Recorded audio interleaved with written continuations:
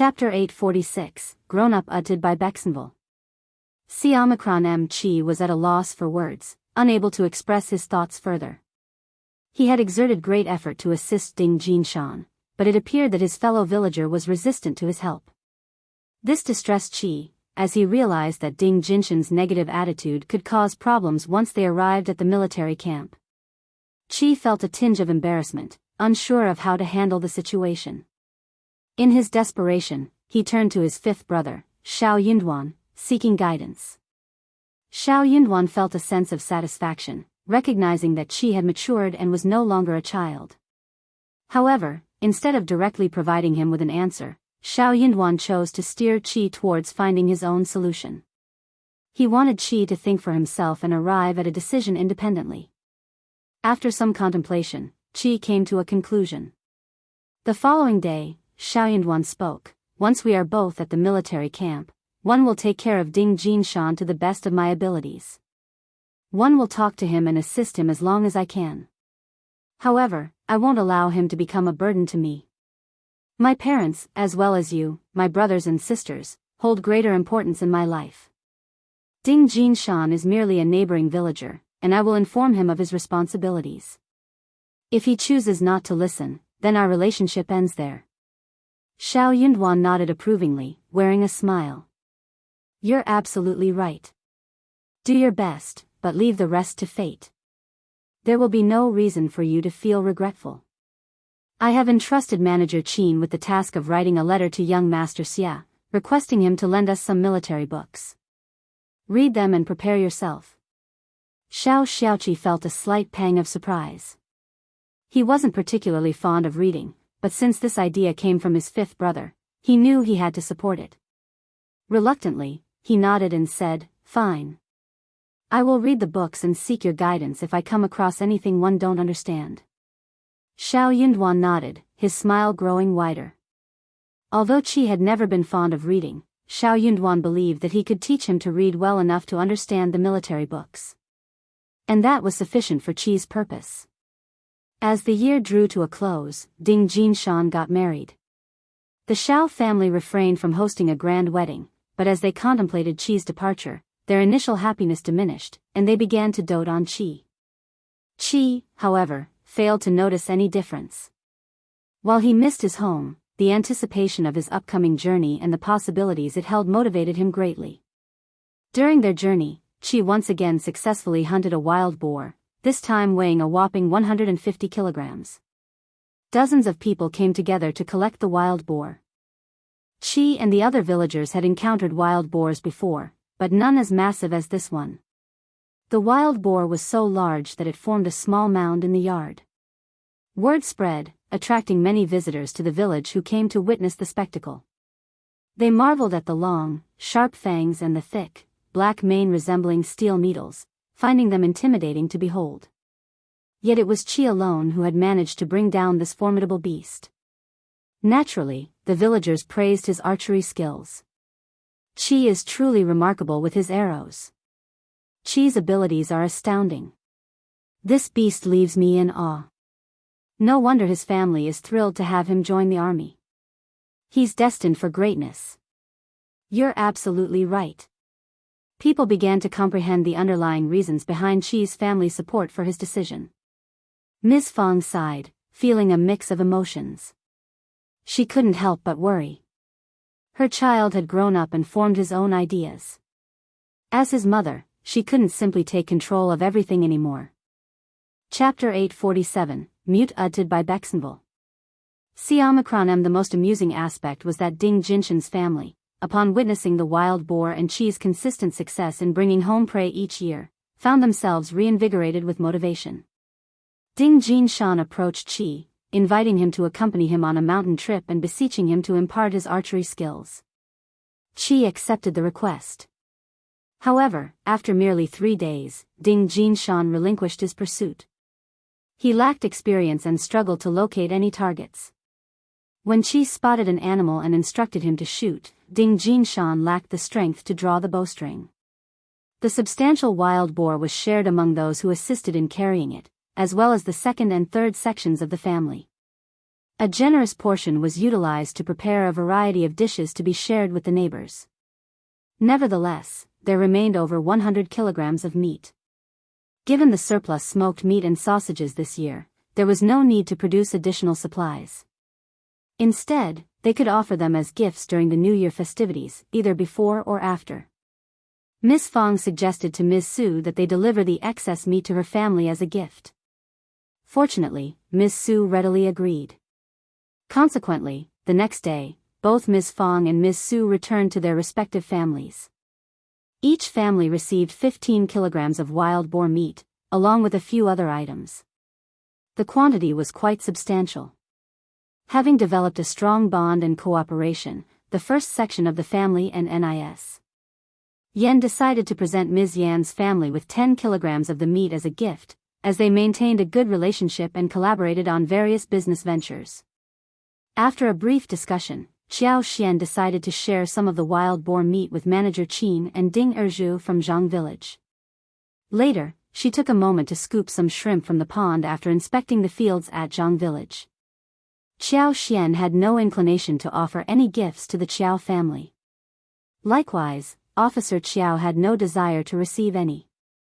Since Yang Xiaoni had severed ties with Yang Liang, she felt no obligation to bring any presents for the new year. Her focus was on having Shao Sanlang accompany her to visit her parents' tomb and pay respects. Someone happened to discover that the first section of the family had given Ms. Yen additional wild boar meat. This news left her feeling bitter and resentful. Attempting to embarrass Ms. Yen, she put on a fake smile and spoke about it openly. Ms. Yen was taken aback by the sudden revelation. Ms. Niu, equally surprised, inquired, "Ms. Yen, is your second sister-in-law telling the truth?" Ms. Yen, while inwardly sneering, openly admitted, "Yes, it's true. Elder aunt mentioned that my parents should also have a taste of it." "Fourth sister-in-law, you certainly have your admirers, don't you?" Ms. Zhang sneered. "Even our mother doesn't receive such honors." Ms. Yen responded quietly but firmly, "I'm not certain about that, but I often present elder aunt and her family with tofu, yubas, and dried tofu. It seems that elder aunt feels the need to reciprocate." Ms. Zhang's words trailed off as Ms. Niu, who was on the verge of anger, fell silent. Indeed, Shao Sailang often brought home tofu and yuba from work, much to Ms. Niu's delight. However, Shao Sailang consistently emphasized that his in-laws insisted on sharing some with the first section of the family and some with the third section of the family. While Ms. Niu disliked the idea of sharing, she couldn't covertly claim them for herself when the Yen family emphasized the first section's entitlement. Ultimately, when she already received her share, Ms. Niu decided to let go of her argument. So when the Yen family received wild boar meat from the first section of the family and requested her daughter-in-law to bring it over, what else could she say? Could she prevent her daughter-in-law from fulfilling her duties? After all, it belonged to her in-laws. Ms. Yen didn't deliberately hide anything from her. Moreover, both of her sons were employed at the Yen family's workshop. While anger brewed within Ms. Niu, she glared at Ms. Zhang and retorted, "Focus on your own meal. You keep causing trouble without knowing the full story. What are you trying to achieve?" Chapter 848, Ms. Zhang's Plan Uttered by Bexenville. C. Omicron M. Ms. Zhang trembled with anger, her face flushed. Yet, she lowered her head and refrained from uttering a word. Still, her anger burned within her as she cursed Ms. Yen for being sneaky and her mother-in-law for being foolish enough to trust Ms. Yan's flattering words so easily. In her view, Ms. Yen constantly flattered the first section of the family, which resulted in them showering her with treats. However, they never extended such favors to her, making her feel utterly unfairly treated. Ms. Zhang seethed with anger. With the new year approaching and the first section of the family already distributing gifts to the in-laws, she wondered what her mother-in-law's plan was. Reluctant to ask directly, she privately vented her frustrations to her husband. Shao Erlang held disdain for the Zhang family, feeling repulsed by them. Nevertheless, he acknowledged Ms. Zhang's valid point. They should present gifts to their own family during the new year, otherwise, it would be seen as mistreatment of the daughter-in-law, causing her great humiliation. Shao Erlang mustered the courage to propose the idea to Ms. Niu. However, before he could complete his suggestion, Ms. Niu snapped, "She instructed you to ask me, didn't she? What is she thinking? Gifts for the new year? Absolutely not. Tell her to leave. It's out of the question. Tell her she can either live honestly or leave this family." Shao Erlang panicked, attempting to defend Ms.Zhang, but even his own words sounded unreasonable to his ears. Ultimately, he was scolded by his mother, failing to protect his wife. Ms.Zhang cried, overcome by a mix of sadness and anger. Weren't they supposed to forgive her for what had happened? It was all a lie. No one had forgotten that incident or truly forgiven her. She could sense that her husband still harbored resentment against her whenever the incident was brought up. But it wasn't her fault. Not at all. They were at fault too. Ms. Zhang no longer dared to mention the gifts to her mother, which filled her with guilt.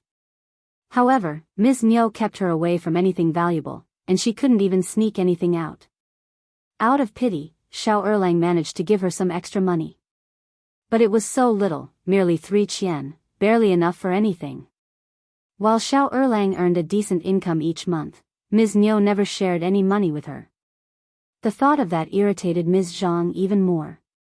She believed that since her husband earned the money, she deserved to receive 1/3 of his earnings. Wasn't that how it worked with the first section of the family? They put half of what they earned into shared savings and kept the other half. Frustrated and enraged, she conceived an idea when she overheard Ms. Niu discussing Shao Miling's upcoming marriage. It was said that Shao Miling's fiancé would visit in a few days. Ms. Zhang contemplated causing some trouble. She had done it before and was already disliked. If her plan failed, she would be doomed. Ms. Niu would never forgive her again. And that wretched Ms. Yan would only add fuel to the fire, yet, every time she saw Ms. Niu, Ms. Yan, and the first section of the family, Ms. Zhang couldn't control her anger.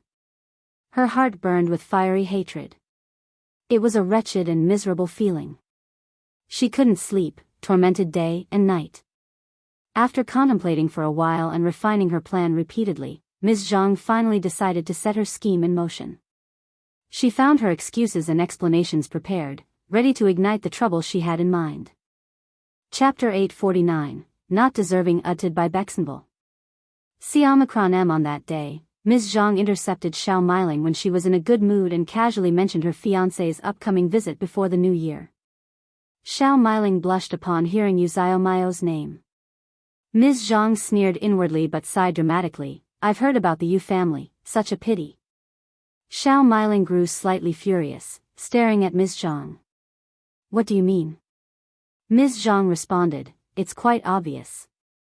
Shao Yunduan has become a provincial champion, soon to become an advanced scholar and an official. His father-in-law already holds a government position. He's destined for a promising future. You're his cousin, but you come from a different background. Now your 2 brothers are making money, and your life is going to improve. However, you got engaged too early. If you had started seeking a suitor now, you might have had many suitors vying for your attention. Look at your elder aunt. She's so clever that she hasn't even engaged Taotao yet. She wants to wait until Shao Yunduan becomes an advanced scholar and find her a suitor, perhaps someone from a wealthy family. She's quite calculating, isn't she? But she's Taotao's mother, after all. It's understandable that she's looking out for Taotao's best interests. However, you're also a daughter of the Shao family, and she does nothing to help you. She even allows your mother to get you engaged so early, because she has her own motives, maybe even something sinister, I believe." Shao Miling bit her lip, growing pale, suddenly overwhelmed by jealousy. She had never been fond of Taotao, yet she was going to marry someone of nobility because of her brother. Perhaps she would become the wife of a young master, leading a carefree life. But what about her? She was marrying into an ordinary farmer's family. She would have to work for the household and labor in the fields. Despite her hard work, she would only receive meager income for the rest of her life. Why, her second sister-in-law had a point. She deserved a better family. Her cousin would become an official next year, while she would be the cousin of an official coming from such different circumstances. How could an ordinary farmer's family be sufficient for her? She had to admit that she wasn't as exceptional as Taotao, but couldn't she at least marry into a wealthy landlord's family? Shao Miling sneered, "Why didn't you say this earlier, second sister-in-law? What's the point of mentioning it now?" They were already engaged. Shao Miling felt even more miserable. Nis. Zhang let out a slight sneer. She continued, "Miling, it's never too late. You're not married yet, right? You can even break off the engagement. The Yu family doesn't deserve you. You have to think about it and avoid ruining yourself." Shao Miling hesitated. Breaking off an engagement could tarnish a girl's reputation, and she was well aware of that. Nis. Zhang seemed to have sensed her concerns and wore a knowing smile. "Once Shao Yunduan becomes an official, you'll become the cousin of an official with a respectable family background. You'll stand out from other girls whose engagements are broken. When that time comes, no one will blame you for this stain. They'll flock to your door, begging for the chance to court you." Shao Miling's spirits were lifted upon hearing this. Yes, she would indeed be different from other girls whose engagements were broken. The Yu family didn't deserve her, and she was determined to break off the engagement with them. Only foolish people would reject such a well-thought-out plan. She refused to lead a life filled with humiliation and poverty. Chapter 850, Regretful, edited by Bexenville. M. Translator, Henyi translations. More importantly, she refused to live in the shadow of Shao Taotao for the rest of her life. She might not have the advantage of having an official brother like Shao Taotao, which was beyond her control. However, she couldn't accept being significantly inferior to Shao Taotao. Couldn't she at least enjoy the leftovers from Shao Taotao's rich meat soup? She simply couldn't settle for rough food when she had the chance for something better. Seeing Shao Miling's apparent interest, Ms.Zhang felt a sense of satisfaction. She continued to flatter Shao Miling, who slowly began to believe that she truly deserved someone better. However, Ms.Zhang soon urged Shao Miling to keep their conversation a secret. "You know, I've made some foolish mistakes in the past, and my mother-in-law despises me. If she finds out that I shared this solution with you, she would reject it no matter what. It wouldn't be in your best interest, would it?" Shao Miling instantly gave Ms. Zhang a disdainful look upon hearing her confession. She snorted. "Of course not. I want nothing to do with you." Being associated with Ms. Zhang would only bring her misfortune. Ms. Zhang felt a surge of annoyance, but she quickly forced an embarrassed smile. "You're right, sister. That's how it should be. I understand." Ms. Zhang sneered inwardly. The Yu family would certainly not break off the engagement. Only fools did that. She eagerly anticipated the unfolding drama. If they didn't allow her to live a peaceful life, she wouldn't let them have one either. As expected, Shao Miling went to Ms. Niu and tearfully announced that she no longer wanted to marry into the Yu family. She cried and vented her grievances. Then, Shao Miling revealed to Ms. Niu what she had learned from Ms. Zhang, leaving Ms. Niu filled with regret and hesitation. If only she had known that Shao Yunduan would become the provincial champion, she wouldn't have rushed to find a suitor for Shao Miling so soon. Once Shao Yunduan achieved the title of advanced scholar and obtained an official position, there would surely be numerous better families for them to consider. Nis. Niu felt a deep sense of regret as these thoughts consumed her. She began to question whether the Yu family was truly suitable for them. She also expressed her grievances toward the first section of the family. The first section of the family should have known about Shao Yunduan's talent and potential to become a recommended candidate. Yet, Ms. Fang remained silent. How terrible. And as for their elder brother, all he did was talk without taking any action. He failed to provide them with any updates or information, nearly jeopardizing Miling's future. Nis. Niu pondered over the situation repeatedly, feeling confused and troubled. Eventually, she sought out her second uncle and asked for his advice. Second uncle blamed her, stating that the engagement had already been arranged and the wedding was scheduled to take place shortly after the new year, or at the latest, by the end of the following year. Breaking off the engagement so easily would tarnish their daughter's reputation. However, second uncle fell silent after hearing Ms. Nyo's analysis. After some contemplation, he responded, breaking off the engagement doesn't seem like an easy task. The Yu family is eager to become our in-laws, and they are unlikely to agree to it. Ms. Nyo grew increasingly frustrated. Yu Xiaomiao is no longer worthy of being our daughter's spouse. It shouldn't be up to them whether they want to continue or not. We can offer them some money to end the engagement. Although typically frugal with money, Ms. Nyo believed that securing a better marital prospect for her daughter was worth the expense. Convinced, second uncle agreed, saying, "All right then, find a trustworthy person who can negotiate with the Yu family regarding the cancellation of the engagement. Just state that the bride and groom's horoscopes do not align, and it is best to call it off." That sounds reasonable. And what about the money? Second uncle hesitated when it came to reimbursing the money they had received. How about 5 liang? Or perhaps 10? No, 8 liang should suffice. Chapter 851, The Yu Family's Fury Uttered by Bexenville. 8 liang was already a significant amount for them. Many families struggled to save even 8 liang within a year. Ms. Nyo nodded in agreement. It would be wise for them to act sooner rather than later. The next day, Ms. Nyo hurriedly set out to find a matchmaker. Ms.Zhang observed her actions and had a vague understanding of her intentions. She silently sneered. The matchmaker had already profited from Ms. Nyo and decided to accompany her on the visit, although she found the entire situation ridiculous. As expected, the Yu family reacted with anger. What are they talking about? Are they joking with us?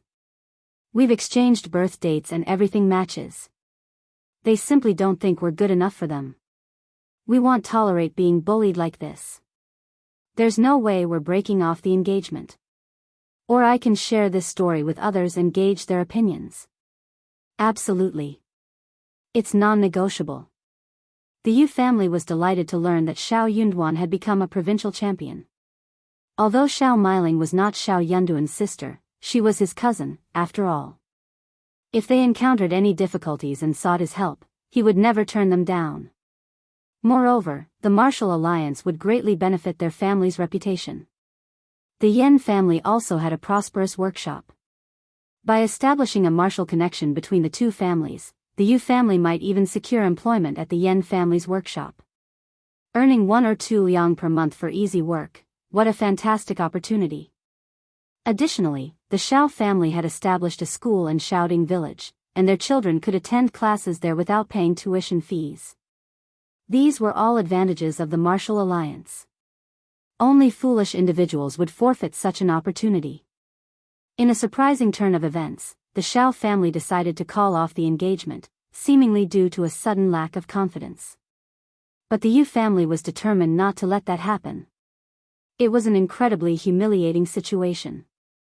The matchmaker, recognizing the unreasonableness of the Yu family, quietly slipped away instead of engaging in an argument. Blamed and scolded by the Yu family, the matchmaker felt irritated. When passing on the message to Ms. Nyo, she added some inflammatory remarks, further fueling the fire. Ms. Nyo was also seething with anger. She slammed her hand on the table and cursed, "What a foolish family. Unreasonable people. We will never marry Meiling into their household. She would only suffer. We refuse to proceed." Ms. Nyo appeared to have found a justifiable excuse to continue with her decision.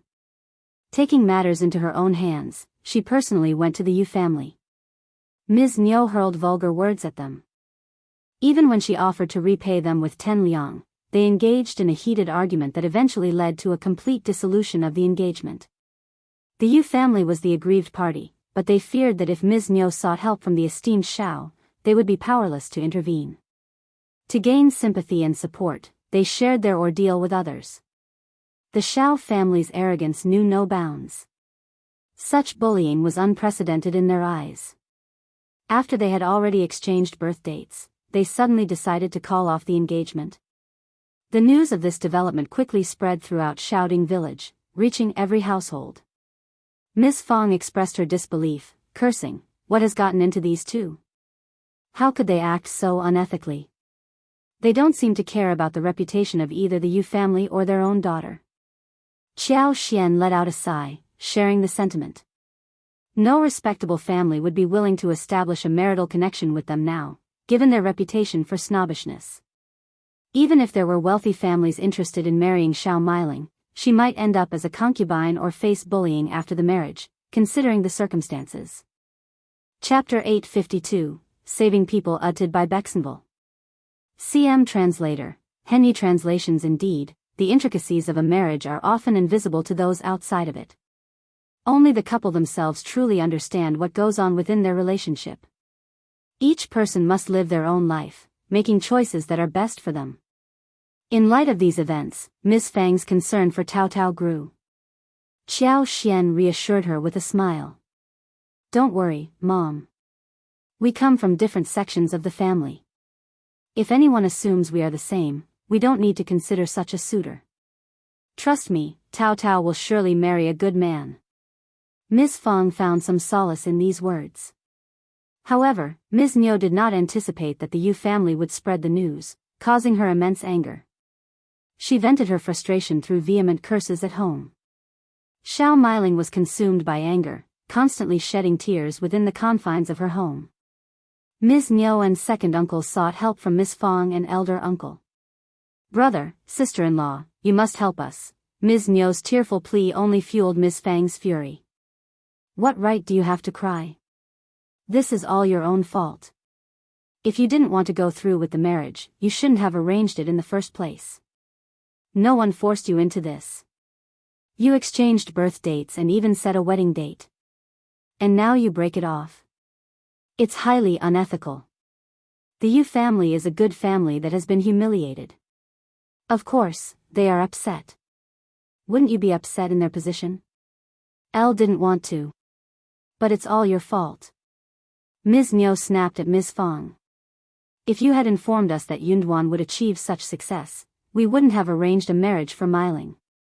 But you purposely concealed the truth, and you don't even want Taotao to find a suitor. You must have done that intentionally.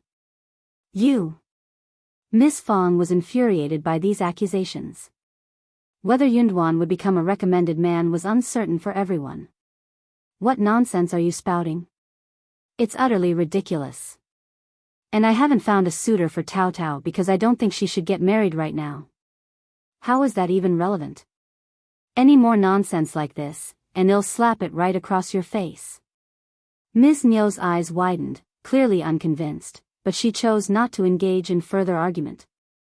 Times had changed. After Shao Yunduan became the provincial champion, the second branch of the family was no longer as confrontational as before.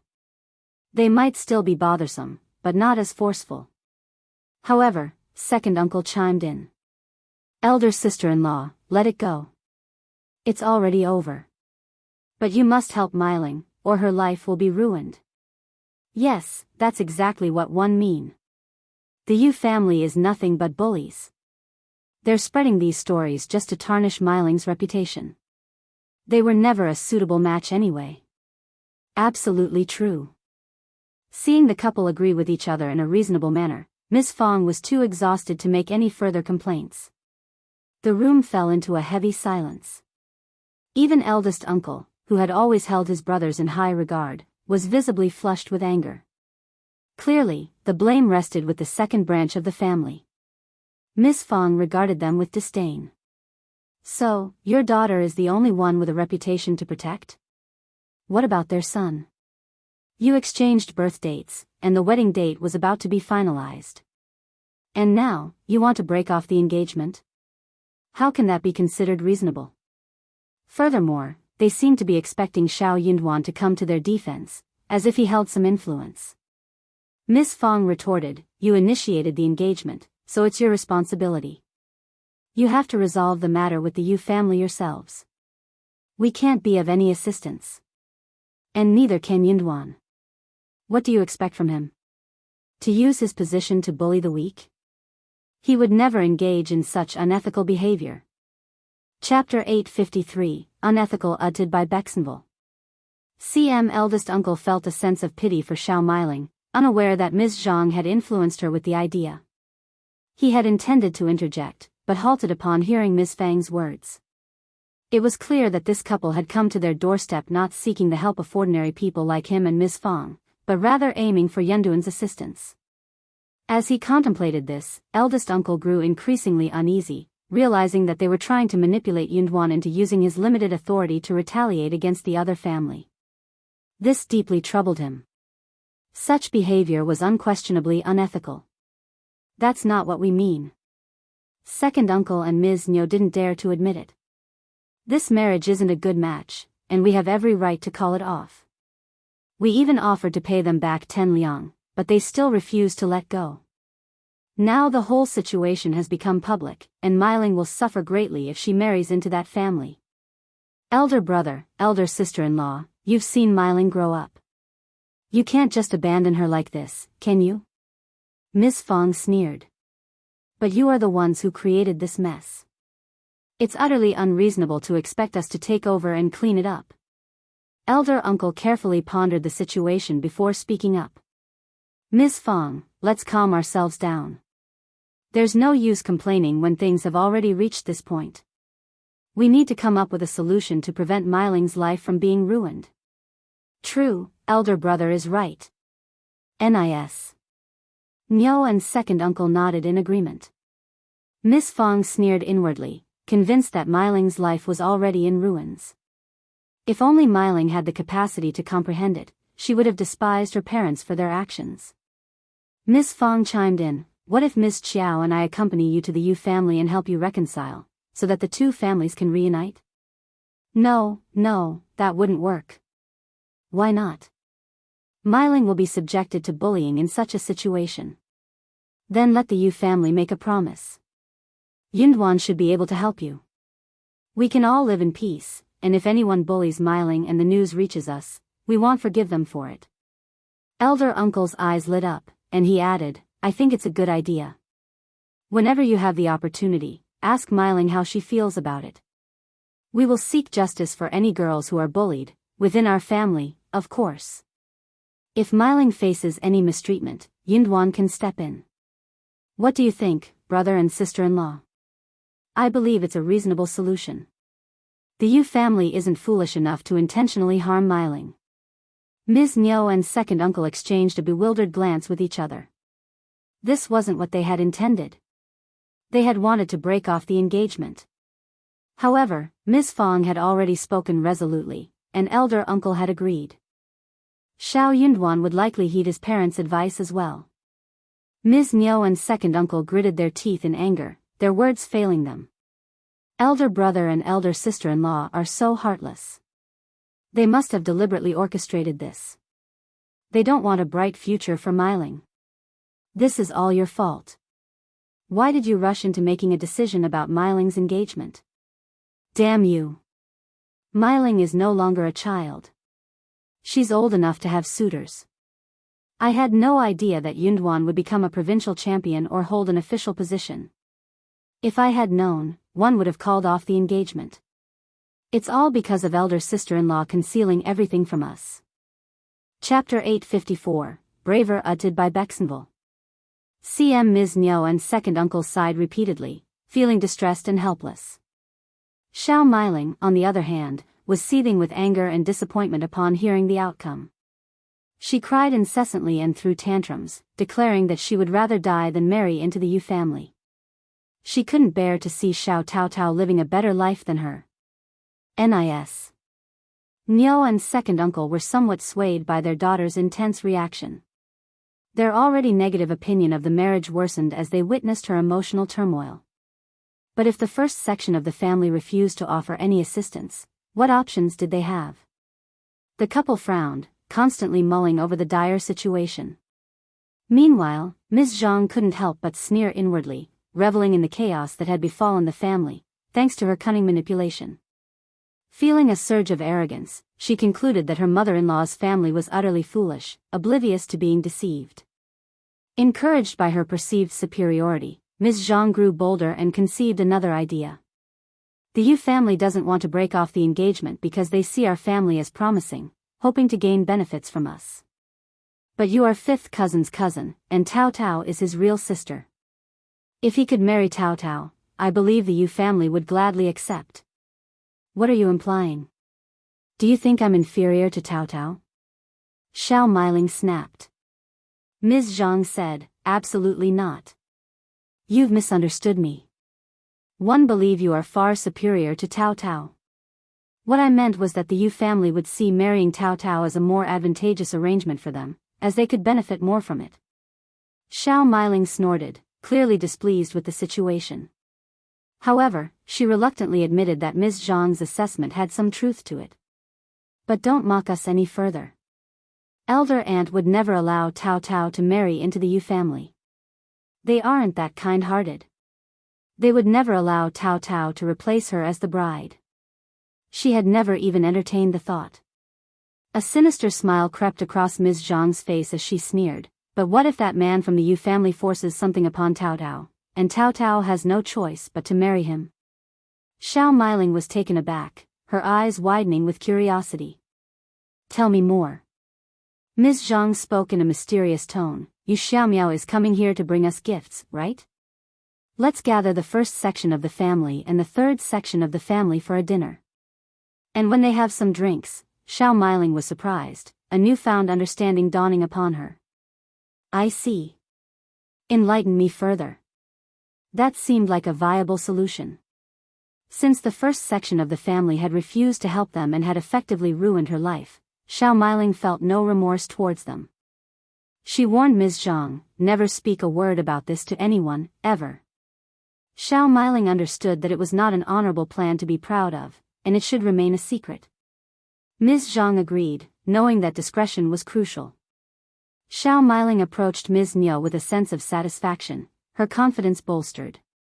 Ms. Niu was taken aback upon hearing Shao Meiling's idea. But as she contemplated the situation, she realized something profound. It was a brilliant idea. Wasn't it too harsh on Taotao? Well, Miss Fong had been cruel to them first, and they were merely reciprocating. The first section of the family had started it, and now the second section of the family would return the favor. Since Miss Fong had believed that the Yu family was a suitable match, why not have Taotao marry into the Yu family? It would be a perfect fit, wouldn't it? Ms. Niu pondered over the idea, considering the best course of action. They needed a well-thought-out plan to ensure they wouldn't be caught by the first section of the family. Every detail had to be carefully executed, leaving no traces behind. Furthermore, they needed to establish a cooperative relationship with the Yu family, ensuring that Yu Xiaomiao would be on board with their plan. Ms. Niu had no doubts about the outcome. The Yu family would not be foolish enough to reject a marriage proposal for Shao Yunduan's younger sister. Chapter 855, The Invitation Uttered by Bexenville.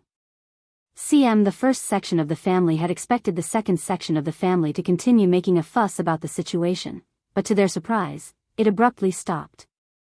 They let out a collective sigh of relief, grateful for the respite. Ms. Fong voiced her opinion. I'll think that they must have realized that it is an unreasonable thing, and we won't help them. Indeed, it seemed that the second section of the family had come to the same conclusion. Ms. Niu and second uncle approached the first section of the family once again, wearing guilty expressions and suggesting that they could proceed with marrying Shao Meiling off to the Yu family instead. Recognizing that they were all part of the same family, the first section of the family agreed readily, promising to support them if the Yu family were to mistreat Shao Meiling. Feeling reassured, the second section of the family then mentioned that Yu Xiaomiao would deliver the presents in 3 days and invited the entire family to join them for dinner. The purpose was to showcase the unity within the family and to instill some fear in the Yu family, preventing them from seeking revenge. Both Ms. Fong and eldest uncle agreed wholeheartedly. With that, Ms. Niu and second uncle left with happiness in their hearts. Yang Xiaoni couldn't help but wear a smile as she addressed Qiao Xian. Did I misunderstand? Are second aunt-in-law and second uncle inviting the entire family for dinner? I thought it would only be our parents, fifth sister-in-law, and fifth brother. Qiao Xian chuckled, acknowledging that her third sister-in-law had a point. The second section of the family wasn't known for their generosity, so it was unexpected for them to invite the entire family instead of just the key members. Considering the first section of the family had a large number of people, including children, it would certainly be a bustling affair. Qiao Xian jokingly remarked, maybe second aunt-in-law and second uncle are feeling quite guilty and want as many of us as possible to support them when facing the Yu family. The idea sounded plausible to both of them. Yang Xiaoni sighed and nodded in agreement, saying, indeed, Miling is their daughter, and they want to ensure her future happiness. For the sake of their daughter's happiness, attending one dinner was a small price to pay. If it weren't for the intervention of someone from the Yu family approaching Ms. Fang and Shao Yunduan, the first section of the family would have held on to their belief all along. Meanwhile, at the Yu family residence, Ms. Niu made a secret visit to her future in-laws and shared her plan. Mrs. Yu was persuaded and agreed to the arrangement. As long as they executed the plan effectively, it was crucial for Yu Xiaomiao to cooperate. He didn't need to know the details, and he wouldn't face any blame. They were well aware of the advantages that came with marrying the sister of an official. Nobody in the village would dare offend them, and the official would always prioritize the well-being of his sister. While the Yu family wasn't inherently greedy, they wouldn't pass up on such an opportunity for financial gain. Upon receiving the Yu family's assurance, Ms. Niu felt elated. It was an irresistible temptation that no one could refuse. Officials needed to maintain strong connections with other influential families. After Taotao's marriage, Shao Yunduan would no longer have a sister, and he would need to forge a marital alliance with another family. Miling was the most suitable candidate for him to consider. Chapter 856, Disorganization uttered by Bexenville. Maybe Miling could marry into an official's family and become the wife of an official. This idea further fueled Ms. Niu's determination. She was determined to make it happen, no matter what. However, when Mrs. Yu shared the plan with her husband and Yu Xiaomiao, they exchanged a glance and immediately dismissed the idea. You even criticized Mrs. Yu for entertaining such a ridiculous notion. Ms. Niu's idea is preposterous. Why are you even considering it? Provincial champion Shao is a highly intelligent individual who can see through such schemes. Regardless of whether the plan succeeds or not, we would antagonize many people. The second section of the family is his own family, and he wouldn't target them. But we are outsiders. Have you thought about the consequences? Mrs. Yu remained unconvinced. But Shao Taotao will be our daughter-in-law, and we are family as well. The first section of the family wouldn't harm their own daughter. We're not greedy people, we just want to live a decent life, that's all. Yu Xiaomiao sneered. Mom, he is the provincial champion and possesses various means to deal with us. If they seek revenge by ruining our siblings, do you have any control over that? The Yu family could never bear such consequences. Mrs. Yes' expression changed. No, it's impossible. We will be relatives by that time, and they would never stoop so low. Of course they would. Have you not heard what happened to the Zhao family? Mrs. Yu fell silent, her face turning pale. Indeed, she was well aware of the circumstances surrounding the Zhao family. Not everyone was oblivious to the truth. Young Master Zhao had some inkling about the first section of the Shao family's daughter-in-law, and soon after, they mysteriously vanished. People began to connect the dots and realized that there must have been some connection. The downfall of the Zhao family was evident. They deserved punishment, but the extent of the retribution seemed excessive. No one dared to question the Shao family's actions. No one dared to voice their approval either. Mrs. Yu remained stubborn, speaking through gritted teeth. But Taotao will be our daughter-in-law, and if they dare lay a finger on my son and daughter, I will make sure their daughter learns a lesson. It's only fair, as one would be her mother-in-law. Yu Xiaomiao sneered even more, his anger evident in his voice. You're really willing to entertain that thought, Mom? If you retaliate against their daughter, they could take it out on me. They might even divorce us. Provincial champion Shao is on the path to becoming an official, and even if he doesn't, the Shao family has many influential members who would never allow their sister to be mistreated. Mrs. Yu opened her mouth to respond but found herself at a loss for words. It was true, in reality, she was merely playing with empty threats. She lacked the courage to actually confront anyone. Mr. Yes' glare intensified. Now you realize how wrong you were, don't you? How could you agree to such a plan? I never knew you could be like this. Mrs. Yu felt her heart shatter but found herself unable to respond. She murmured, but I already made a promise to Ms. Nyo. Father and son continued to glare at her, their disappointment evident. She gathered her courage and straightened her back.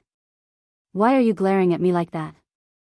I'm doing this for Xiaomiao and for the sake of our family. Mr. Yu furrowed his brow, contemplating that once Xiaomiao got married, they should live separately. The two sons should reside in different places. They would live with their eldest son, whose wife would be in charge. Mrs. Yu would have no authority and would simply take care of her grandson and do some household chores. That would be her role. She couldn't be in a position of authority, or it would lead to trouble. Yu Xiaomiao interjected, that's your problem. I'm going to the Shaoding village to inform the first section of the family about this. Chapter 857, Truth Uttered by Bexenville. CM, what? No way. But that's how it should be. I'll be so humiliated. Near. You shouted in anger, you talk about humiliation? Xiaomiao is right. We should inform Provincial Champion Shao about this. It's their family matter, and we shouldn't interfere. We can break off the engagement and demand compensation of no less than 10 liang. Not a penny less. They didn't like the way things had turned out, but it was pointless to continue. They could gain a new daughter-in-law with the compensation. However, Yu Xiaomiao had his own plan. Well, see, Mr. Yu understood his child. He had his own ideas, so he didn't press the matter further. Besides, he didn't want to discuss it any longer. His son could do as he pleased, as long as he didn't blame his parents for it. It was good that he wasn't as confused as his mother, so he didn't go overboard. As evening fell, Yu Xiaomiao went to the first section of the Shao family. Recognizing him, Miss Fang put on a friendly expression and invited him inside. Miss Fang felt a twinge of guilt about the humiliation caused by the second section of the family. Yu Xiaomiao mentioned that he had a few private words to speak with Provincial Champion Shao, which should remain between them. Miss Fang was puzzled, but she still went to ask Shao Yunduan. Shao Yunduan invited Yu Xiaomiao to join him in the study, where Qiao Xian was already present. As Miss Fang was about to leave, Yu Xiaomiao smiled at her and gestured for her to stay.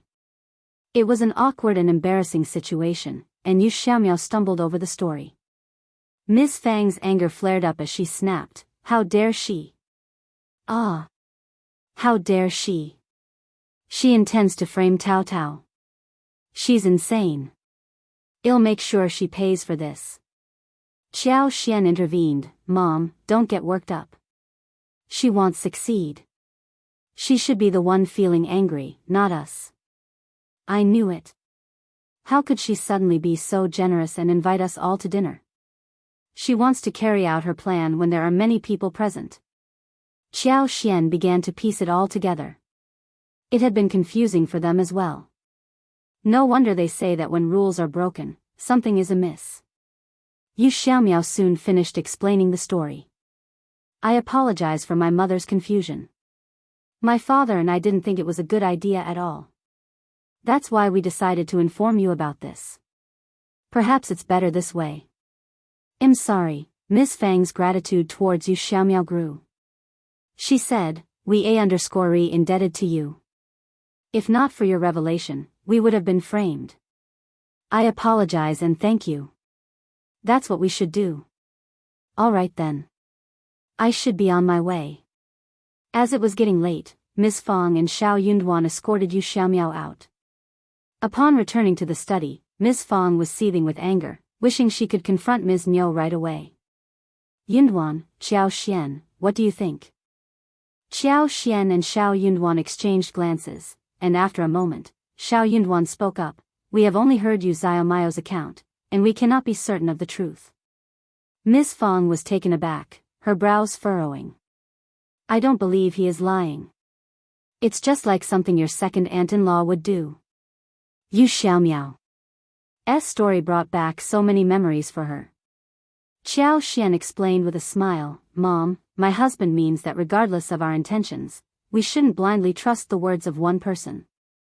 We should investigate and gather more information, or we might easily fall victim to framing. Chapter 858, Waiting Uttered by Bexenville.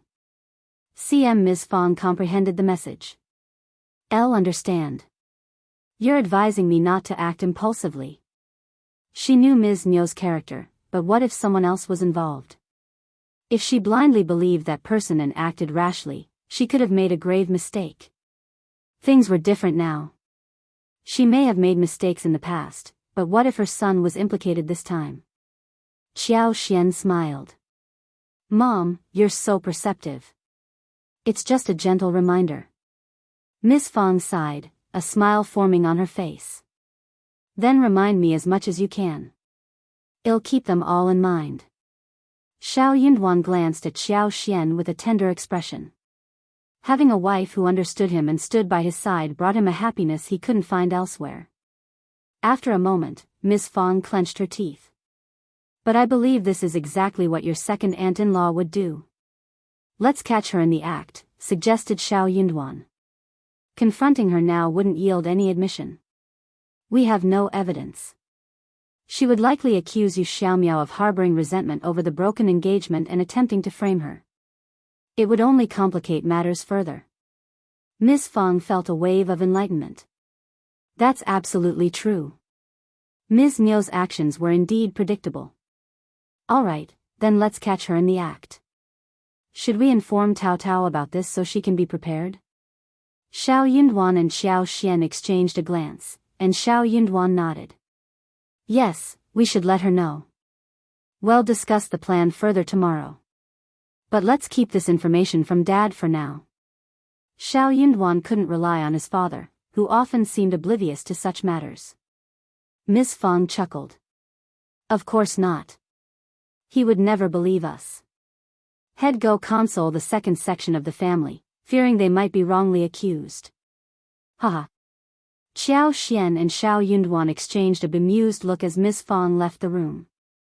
Shao Yunduan's expression turned serious as he sighed, massaging his forehead.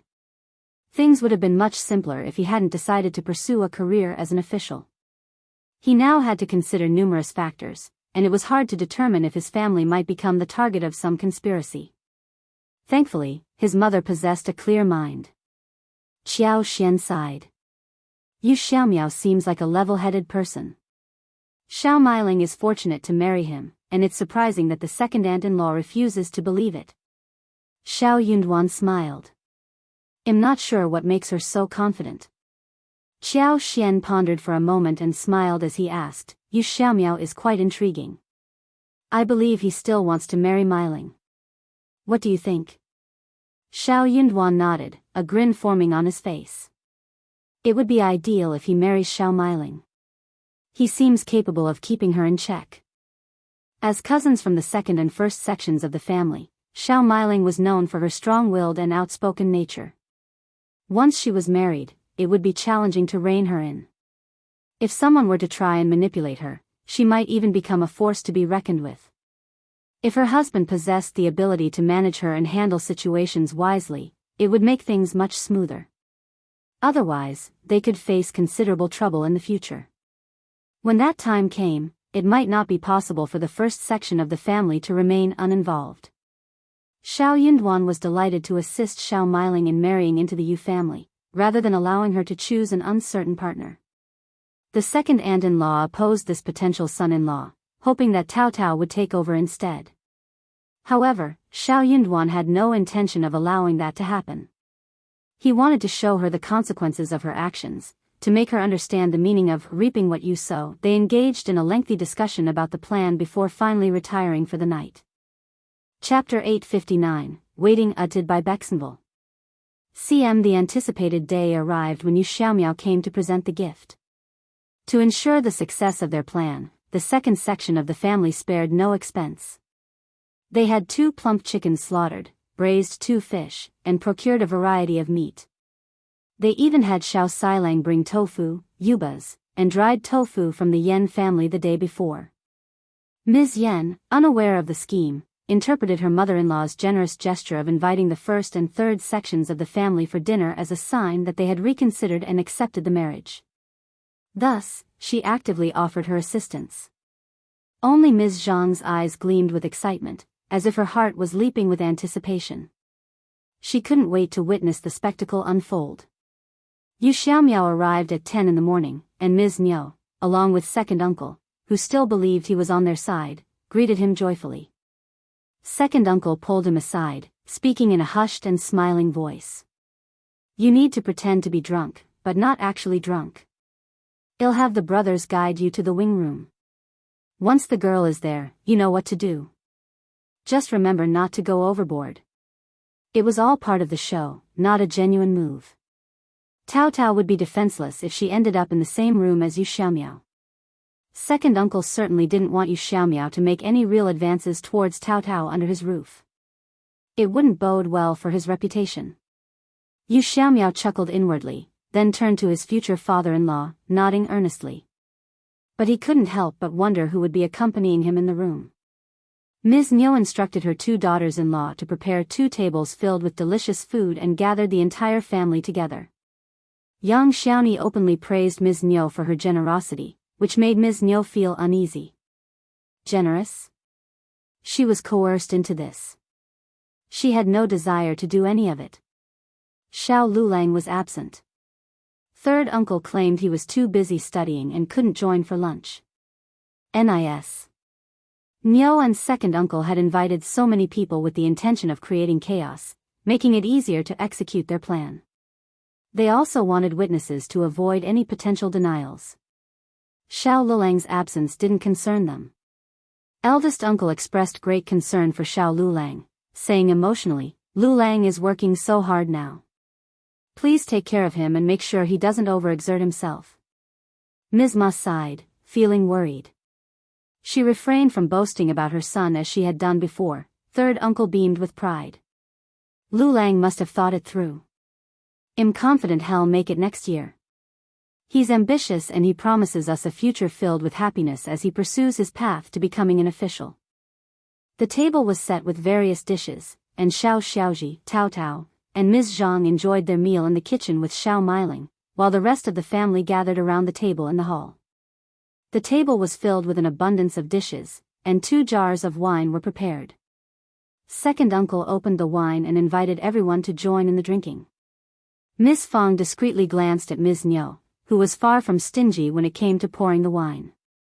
She encouraged everyone to drink as much as they could. Miss Fang cursed inwardly. That woman only showed generosity when she had ulterior motives. If given the chance, she would give her a thorough scolding. Yu Xiaomiao appeared to be heavily intoxicated as he reached the halfway mark. His face had turned red, and it was evident that he was truly drunk. Chapter 860, Coldness uttered by Bexenville. CM third uncle playfully teased second uncle. Looks like your son-in-law has a low alcohol tolerance. He's already drunk after just a little wine. People have different drinking capacities. He's drunk, so he needs some rest. We can continue celebrating, second uncle replied with a smile. He then turned to Shao Sanlang and said, Shao Sanlang, help Yu Xiaomiao to the wing room with Qi for some rest. Shao Sanlang and Qi were unaware of the situation but agreed to assist, helping Yu Xiaomiao up from his seat. Ms. Niu stood up as well. I'll guide you in. Help him. Once Yu Xiaomiao was settled, Shao Sanlang and Qi returned to the hall, and Ms. Niu followed closely behind. She exchanged a few words in the kitchen, not to share any important information, but to provide Shao Miling and Ms. Zhang with some subtle cues. Ms. Niu walked briskly, feeling a sense of anticipation. She was eager to witness the unfolding drama. After completing her task, she planned to find an excellent match for her own daughter, making Taotao envious for the rest of her life. Shao Miling and Ms. Zhang exchanged a knowing glance and couldn't help but feel pleased. Soon, they finished their meal. Shao Miling mentioned that she had something to discuss privately with Taotao. Shao Xiaoji felt slightly displeased being left alone. However, with Shao Miling's impending marriage, the cousins decided to set aside any grievances during this joyous occasion. So Taotao followed Shao Miling to another location. Taotao's heart sank, overcome by a chilling sense of unease. If her mother hadn't given her a warning beforehand, she would have been completely unprepared for this situation. Shao Meiling glanced at Ms. Zhang as she led Taotao to the wing room, wearing a smile. Elle left my sewing needles and thread inside the room. Can you help me find them? Taotao gave her a complex look, a mixture of emotions swirling within her. Deep down, she wished that Shao Meiling would feel remorse at this final moment. Shao Meiling sensed the intensity of Taotao's gaze, feeling a discomforting sensation. However, she quickly dismissed the feeling. Taotao's palms grew clammy with sweat. Once inside the wing room, Shao Meiling pretended to search for something and asked Taotao for assistance. Soon, Ms. Zhang called Shao Meiling out of the room, and Shao Meiling instructed Taotao to continue searching while she stepped away momentarily. The two women exchanged a conniving grin before parting ways. Shao Meiling made her way back to the room, pretending to be oblivious to everything that was about to unfold. Meanwhile, Ms. Zhang went to relay the message to Nis. Nyo. Once Ms. Nyo received the message, she would know that everything had been set in motion. Inside the wing room, Wuxia Mao's task was to embrace Taotao, unaware that she was not Shao Meiling. He wouldn't be held accountable for his actions. Ms. Nyo's face lit up with a bright smile upon seeing Ms. Zhang. She turned to Xiao Sanlang and said, Sanlang, could you please check on Xiao Miao? I'm feeling a little concerned. She had already gone after the food was finished. The first section of the family needed to witness this firsthand. As soon as Xiao Sanlang raised his voice, they would all rush in that direction. Xiao Sanlang agreed, setting his chopsticks down and leaving the table. Soon, a scream echoed through the air. What's happening here? What's going on? What happened to Sanlang? Let's all go and see. Nis. Nyo hurriedly dashed out of the hall. Ms. Qiao, Shao Yunduan, and Ms. Fang, who were privy to the plan, could only shake their heads in disbelief. Nis. Nyo was certainly driven by her own motivation. Ms. Fang sneered. Let's all go and have a look. Chapter 861, Not Taotao edited by Bexenville. CM Ms. Nyo, filled with confidence, continued to shout before entering the room, Oh, Taotao. What are you doing here? Oh my God, what is happening? What should we do? Second uncle followed suit, what? Taotao? Why is Taotao in Xiaomao's room? Ms. Nyo exclaimed, nobody knows what's going on. Oh my God, Ms. Fang, aware of the truth, sneered at Ms. Nyo, her eyes burning with anger, wishing she could slap her across the face. Qiao Xian struggled to contain her laughter, barely holding it in. Shao Yunduan stood calmly by her side, enjoying the spectacle. Eldest uncle was on the verge of fainting. What? Taotao? He rushed forward and opened his eyes, only to be taken aback. Wait a minute. The girl sitting on the floor in the intoxicated Wuxia Mao's arms was not Taotao at all. It was Meiling. But hearing his brother and sister-in-law's persistent calls, eldest uncle began to doubt himself. He rubbed his eyes and looked closely. He wasn't mistaken. He could unmistakably recognize his own daughter. What? Brother and sister-in-law, are you sure? This is Meiling. Ms. Fang burst into laughter and turned to Ms. Nyo, saying, honestly, second sister-in-law, instead of just shouting, open your eyes and see who is in your son-in-law's arms. It's Meiling. Why do you keep shouting Taotao? What's the meaning of this? Ms. Fang raised her eyebrows and spoke furiously, why did you involve Taotao in this? Are you trying to ruin Taotao's reputation? Ms. Nyo and second uncle were taken aback, their faces filled with shock. They looked in the direction pointed out and stood there, dumbfounded. That's Meiling. Why Meiling? What is happening? Ms. Nyo, pulling Yu Xiaomiao away, snapped at Ms. Zhang and Ms. Yan, why are you just standing there? Help her up. What is happening? It's your fault. Ms. Fang sneered and spoke fiercely, why did you think it was Taotao? Ms. Nyo and second uncle were bewildered. Ms. Nyo stammered, I was mistaken. How coincidental, Shao Yunduan calmly remarked, both of you were mistaken. Second uncle forced a smile. Elle heard your second aunt-in-law shouting Taotao, so I thought, oh, really? So you actually believed it was Taotao? Miss Fong sneered. Second uncle was taken aback. That can't be true. Miss Fong said proudly, it seems that Myling truly loves her suitor. Otherwise, she wouldn't have come to see her fiancé in person. But why did she faint? It seems like a destined marriage. Ms. Niu felt as if she were about to collapse. She glared at Ms. Fong but couldn't do anything about it. She had to endure all the humiliation coming from Ms. Fong. Ms. Fong gave her a disdainful look, snorted with irony, and said, I'm sure you have a lot to deal with right now, so we'll leave you to it. Goodbye. Let's go, old man. Miss Fong pulled elder uncle out of the room. As they left, elder uncle was about to say something. He also sensed that something was amiss here, but he couldn't bring himself to ask what it was.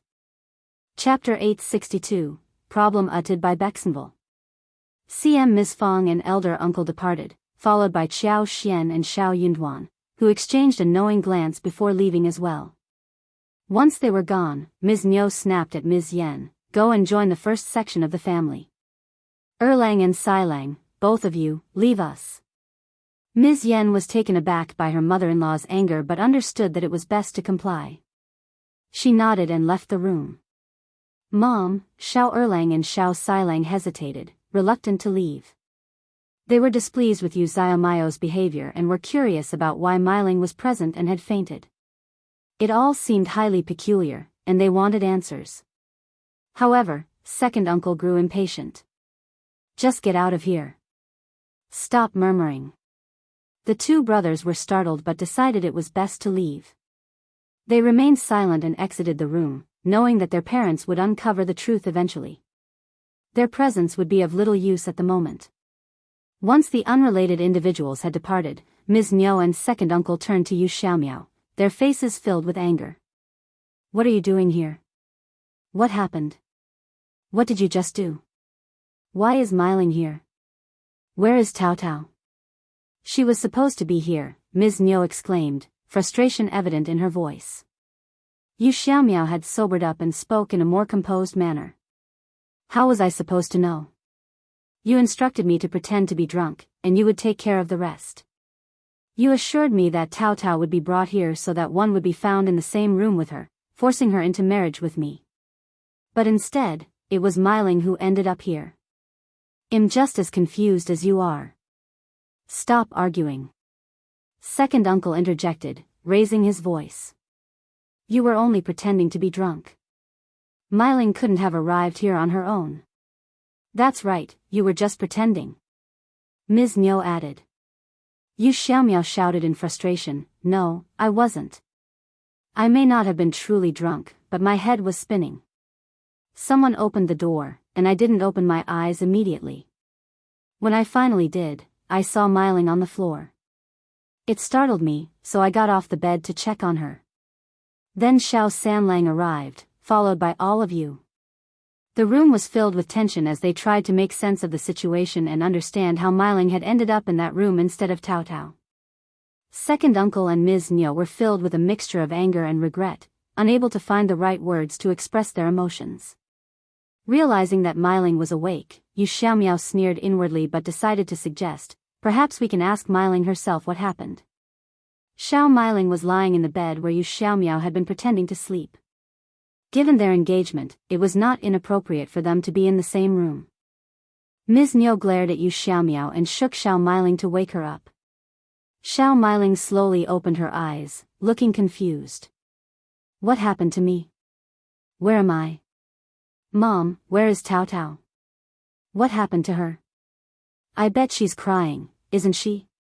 Haha. Her eyes sparkled with a mix of anxiety and cunningness. Chapter 863, Revenge Uttered by Bexenville. Calm. Ms. Niu struggled to find the right words to respond to Shao Myling's questions. Yu Xiaomiao cleared his throat, trying to regain some control of the situation. Shao Myling shouted at him, Mom, why is he here? Where is Shao Taotao? Having recognized Yu Xiaomiao, Shao Miling's eyes widened in shock. She turned to second uncle and demanded, "Did you bring Taotao here? Why was I in Yu Xiaomiao's arms when you entered?" Second uncle clenched his teeth, his eyes filled with anger. "Why are you shouting? Explain why you were with Yu Xiaomiao when we arrived." "That's impossible." Shao Miling stared at Yu Xiaomiao. "Elle did bring Taotao here, Elle."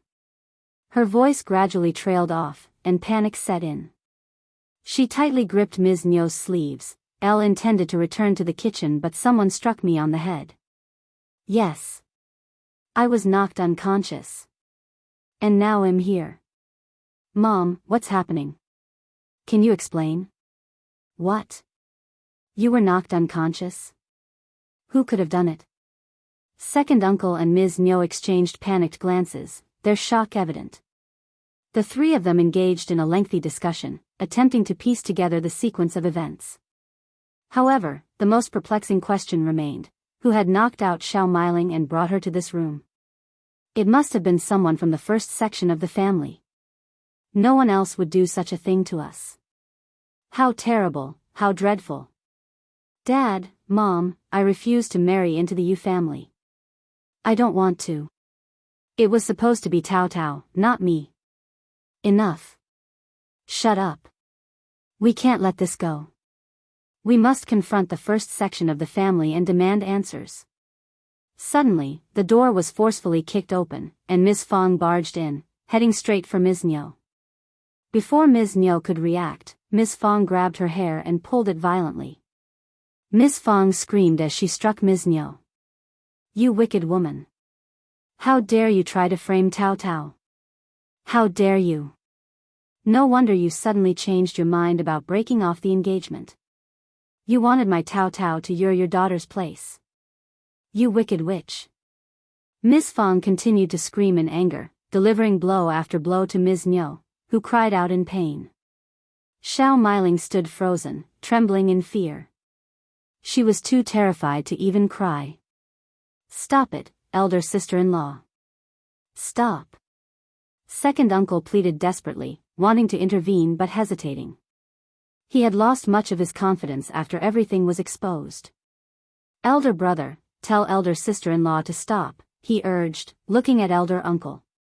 Elder uncle appeared to be lost, as if his spirit had been crushed. Second uncle continued to implore him. Eldest uncle observed the scene but remained silent, struggling to find his own words.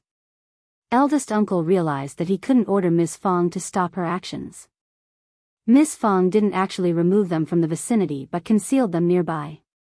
He felt irritated by the idea of eavesdropping, but Ms. Fong insisted that he should witness the unfolding events, which left him perplexed. Then she instructed him to listen, questioning his integrity. Why would he eavesdrop on his brother and Yu Xiaomiao discussing what had transpired? But Ms. Fong compelled him to hear the truth. And that was exactly what he heard. After a while, Ms. Fong released her grip on Ms. Nyo, having momentarily satisfied her anger. Chapter 864, Eavesdropping uttered by Bexenville. CM Ms. Fong pointed directly at them, her eyes filled with anger as she unleashed her curse. "From this moment on, we have nothing to do with you anymore. I'm far from finished with this. I will rally the entire clan to seek justice for what you've done. You are truly despicable, and mark my words, your actions will only worsen." Both Ms. Nyo and second uncle's faces underwent a sudden change, visibly taken aback. Ms. Nyo's face swelled up, displaying numerous blood traces and broken lips. She grimaced in pain but managed to speak through gritted teeth. "Didn't you leave? How dare you eavesdrop on our conversation?" Regret washed over Ms. Nyo and second uncle at this critical juncture. However, despite the accident, they were desperate for an explanation. That was why they had wanted to interrogate Yu Xiaomiao. Little did they expect that Ms. Fong and eldest uncle would still be present. Ms. Fong sneered, her voice dripping with disdain. "So what? I now have proof that will expose your secrets." Yet, there was no need for them to remain any longer. "Let's go, old man," Ms. Fong exclaimed, urging eldest uncle to leave. second uncle pleaded, his voice tinged with remorse. Elder brother, elder sister-in-law, we deeply regret our actions. We were misguided, but it was all for the sake of our child. Ms. Fong retorted, her words laced with venom. You framed our child to protect yours. How utterly repulsive. Caught off guard, second uncle stuttered, his voice lacking confidence. We are sorry. But Taotao is still all right, isn't she? Elder brother, elder sister-in-law, please let it go. We're family. Miss Fang's gaze intensified as she glared at second uncle, her wish to strike him becoming almost tangible. Where was this notion of family when you plotted against Taotao? She spat back, her words filled with seething anger. That's only because we are capable of taking care of her. It doesn't make you good people. Ms. Niu muttered, her words filled with resentment. You knocked out Myling, didn't you? Which one of you did it? She questioned, her voice accusingly pointed at them. Qi, along with Ms. Su, Yang Xiaoni, and Xiao Xian, had already left after finishing their meal. It seemed likely that Qi was the one who had incapacitated Shao Myling. Being a boy, he possessed the strength to do so. So what? Ms. Fong cursed vehemently, her anger evident. You set us up, and we played our part. You! Ms. Niu exclaimed. Shut up. From this moment on, we are cutting off all ties with you. Old man, come, let's go talk to the land officer and resolve this matter within the clan. Ms. Fong declared firmly, ready to depart. Ms. Niu trembled with anger, but her fear quickly overtook her. Hurriedly, she moved to stop Ms. Fong and second uncle joined her in their attempt. No, you can't go. Ms. Niu pleaded desperately. Elder sister-in-law, why be so cruel? Elder brother, say something. Second uncle implored. Save your breath, Ms. Fong sneered, her voice filled with derision. You won't be able to stop me, so give it a try. And don't even think you can confine me here. Elder brother, we're truly sorry. After all, we are family, aren't we? It would be an enormous scandal, wouldn't it? It would tarnish Taotao's reputation as well. Nis. Fang's response was swift and sharp. Taotao has had nothing to do with this from the very beginning. She has her brother to care for her. Ms. Niu and second uncle continued to implore, their pleas filled with desperation. Eldest uncle sighed heavily, feeling overwhelmed by the situation. The conversation he overheard outside had shocked, saddened, and deeply disappointed him. His own brother and sister-in-law had orchestrated a scheme against his own daughter. They had plotted to break off the engagement and replace Taotao with their own child. How could they treat Taotao this way? They didn't regard him as an elder brother at all. However, despite his inner turmoil, Taotao had remained unharmed. And now, seeing the couple beg before him like this, he found himself unable to utter any words of reproach. Chapter 865, Second Sister-in-Law's Idea Uttered by Bexenville. CM If news of this situation were to spread, their own family would become a laughingstock, which was far from desirable. Eldest uncle turned towards Ms. Fong, his voice barely audible as he suggested, what if we persuade the two couples to admit their mistakes and make a promise? Let's just, let it go. Our family's reputation will suffer as well. Ms. Niu and second uncle expressed their agreement with cheers and nods. However, Ms. Fong, who had managed to calm herself after venting her anger on Ms. Niu, was once again provoked by eldest uncle's words. She shouted angrily, "No way. You foolish old man, your mind is so muddled. If it weren't for Taotao's luck, we would be the ones suffering here. Your brother and sister-in-law are nothing but trash. They were trying to ruin Taotao's life. And you old fool, agree just because of a few tears and insincere words? What do you truly think of Taotao in your heart? Is she your daughter? Let me tell you, I will never agree to this solution. And ask our sons, do you think they would agree?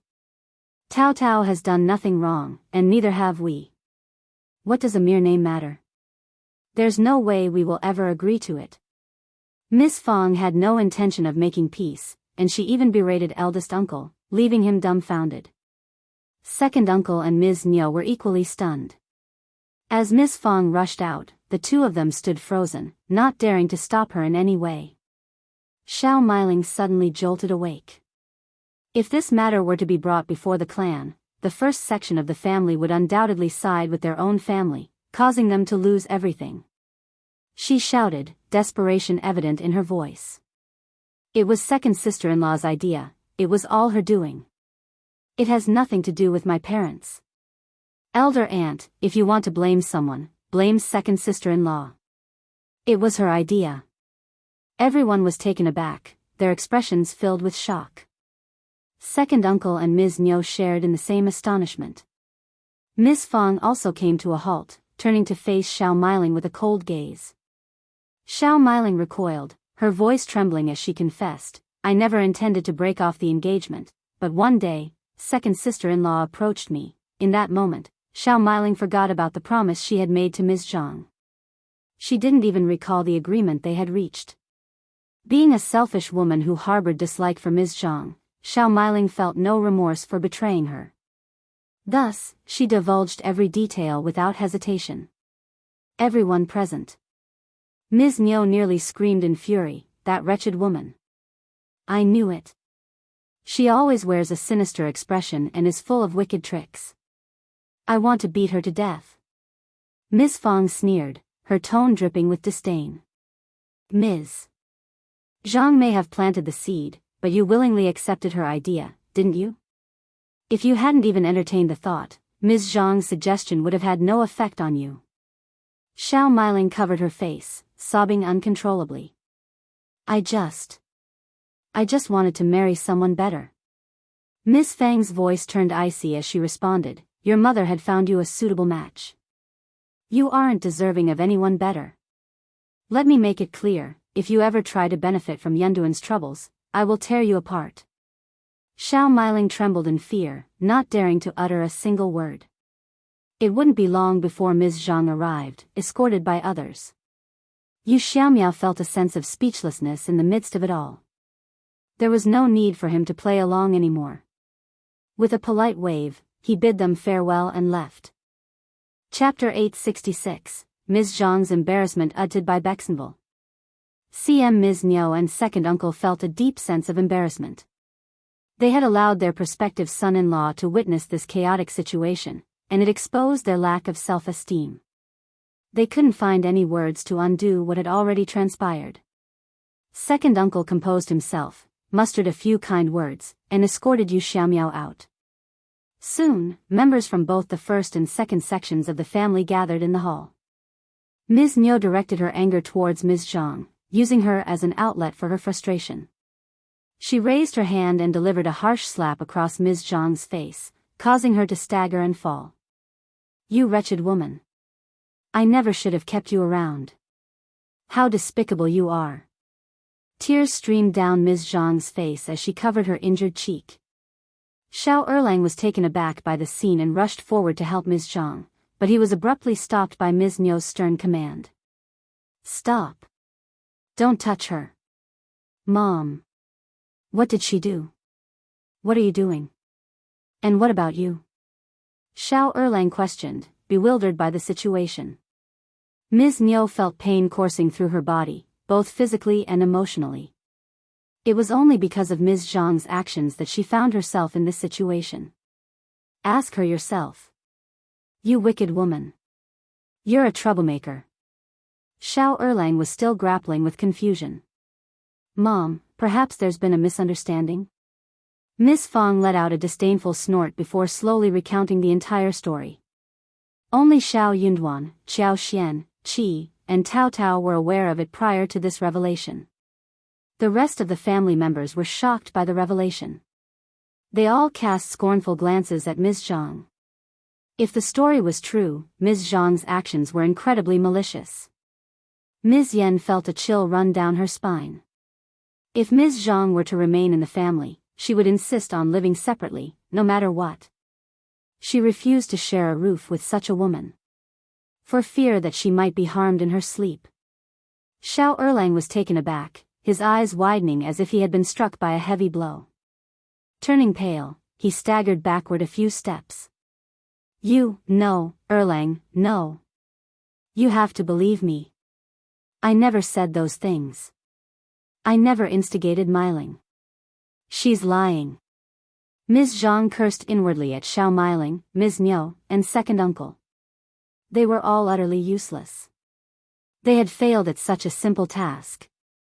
If only they had been a little more competent and successful, it would have been the first section of the family who would be in tears right now, not her. Ms.Zhang refused to admit that she was the mastermind behind the idea. Through tears, she pleaded, I've returned, but none of you like me. You all despise me. I can't defend myself, but why do you continue to heap accusations upon me? I don't have the courage to say such things. Furthermore, if you force me to shoulder the blame, I would never be able to shake it off. Erlang, you have to believe me. What are you saying? You taught me everything. Shao Miling was consumed with rage, lunging towards Ms. Zhang, attempting to strike her. Shao Erlang intervened, stopping Shao Miling. Miling, calm down. No violence. Second brother. Shao Miling angrily pushed his hand away, snapping back. She did it. She taught me everything. If it weren't for her, I would never have conceived of such an idea. But she refuses to confess. And now she's making me take the blame. Step aside, I'm going to kill her. Ms. Zhang sobbed, her voice filled with sorrow. Shao Erlang found himself caught in the middle, his expression filled with bitterness. Yet, he still positioned himself between Shao Miling and his wife. Miling, the second sister-in-law, did make a mistake in the past, but you can't solely hold her accountable. You need evidence. Chapter 867, A Potential Harm Uttered by Bexenville. CM, I am so furious. Shao Miling seethed with anger. She told me when there were only two of us. I can't find any evidence. This person must have done this on purpose. That's why she is denying it now. What are you putting on that sad look for? You are the most vicious one. Shao Miling exclaimed, her anger apparent. Shao Miling looked infuriated and attempted to throw a punch at Ms. Zhang but was restrained by Shao Erlang. She cursed and struggled against his grip. Yang Xiaoni whispered to Qiao Xian, what are they doing here? I'm confused. Fifth sister-in-law, who do you think is lying? Qiao Xian smiled and shook her head. I'm not sure. There is no evidence. But what's your opinion? I'd rather not speculate. Yang Xiaoni chuckled and agreed. True. However, deep down, Qiao Xian believed that Shao Miling was telling the truth. Ms. Zhang had a shady character, and Shao Miling hadn't considered this aspect of their marriage, but Ms. Zhang might have. Nis. Zhang held a grudge against both the second and first sections of the family. If her plan had succeeded, the first section of the family would have become the victims and would have started hating the second section of the family, which was exactly what she desired. This woman posed a potential threat to everyone. Ms. Niu shouted, stop it, you too. Son, Miling doesn't lie. This person is not a good woman. Are you seriously going to believe a lying, vicious person who nearly got your son killed over your own sister? Are you out of your mind? Ms. Niu had barely finished speaking when Ms. Zhang broke down in tears. Elle knew it. You'll never forgive me for what I did. Ms. Niu spat, her annoyance evident as she exclaimed, no one will ever forgive you for this. I never begged you to come back. It was you who shamelessly showed up at our doorstep. You were divorced. How dare you return and put on such a pitiful act? I shouldn't have agreed. You wretched woman. No wonder Miling confronted you as soon as you came home. Admit it, you bitch. Elle didn't do it. You're all mistaken. It was you. You did it. Experiencing a headache, Ms. Fong snapped, that's your own family matter, and you can discuss it later. I need one resolution on this. The clan needs to be informed. Shao Yunduan agreed, anything Mom says.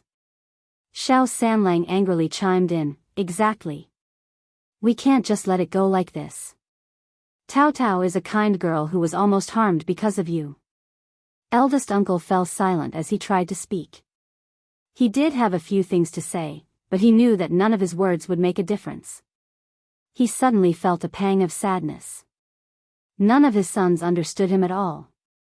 Ms. Fong stood up and declared, let's go and find the land officer. No, elder sister-in-law, it's all Ms. Zhang's fault. She's a troublemaker. Well, kick her out of the family. Will that satisfy you? It's your decision, not mine. Most people in your family are irritating. Ms. Fong responded. Instead of engaging in further conversation with her, and under the protection of Shao Yunduan, Qiao Xian, and other family members, Ms. Fong hurriedly made her way to the land officer's house, paying no heed to eldest uncle's persistent attempts to stop her. Chapter 868, Not Family Anymore, uttered by Bexenville. Ms. Fong was adamant about obtaining a satisfactory resolution. Ms. Niu and second uncle were shocked and couldn't let the first section of the family handle the situation alone. They brought along Shao Meiling and had Nis. Zhang escorted while they ascended together with Shao Erlang. When the land officer and the elderly men from the clan gathered and heard the story, they were all taken aback and began lecturing the second section of the family. Naturally, they defended the first section of the family more, as their actions had been quite vicious and self-centered, impossible to ignore. Ms. Niu and second uncle felt deeply embarrassed by the situation. They could have argued if it were something else, but Ms. Fong and eldest uncle had overheard the conversation with Yu Xiaomiao as a witness. It was solid evidence. Ms. Niu pushed Ms. Zhang to the ground, labeling her as the culprit. She trusted her own daughter, and at this point, Ms. Zhang had to shoulder the blame regardless of the circumstances. Considering Ms. Zhang had done something similar in the past, almost everyone present believed Shao Meiling and Ms. Niu.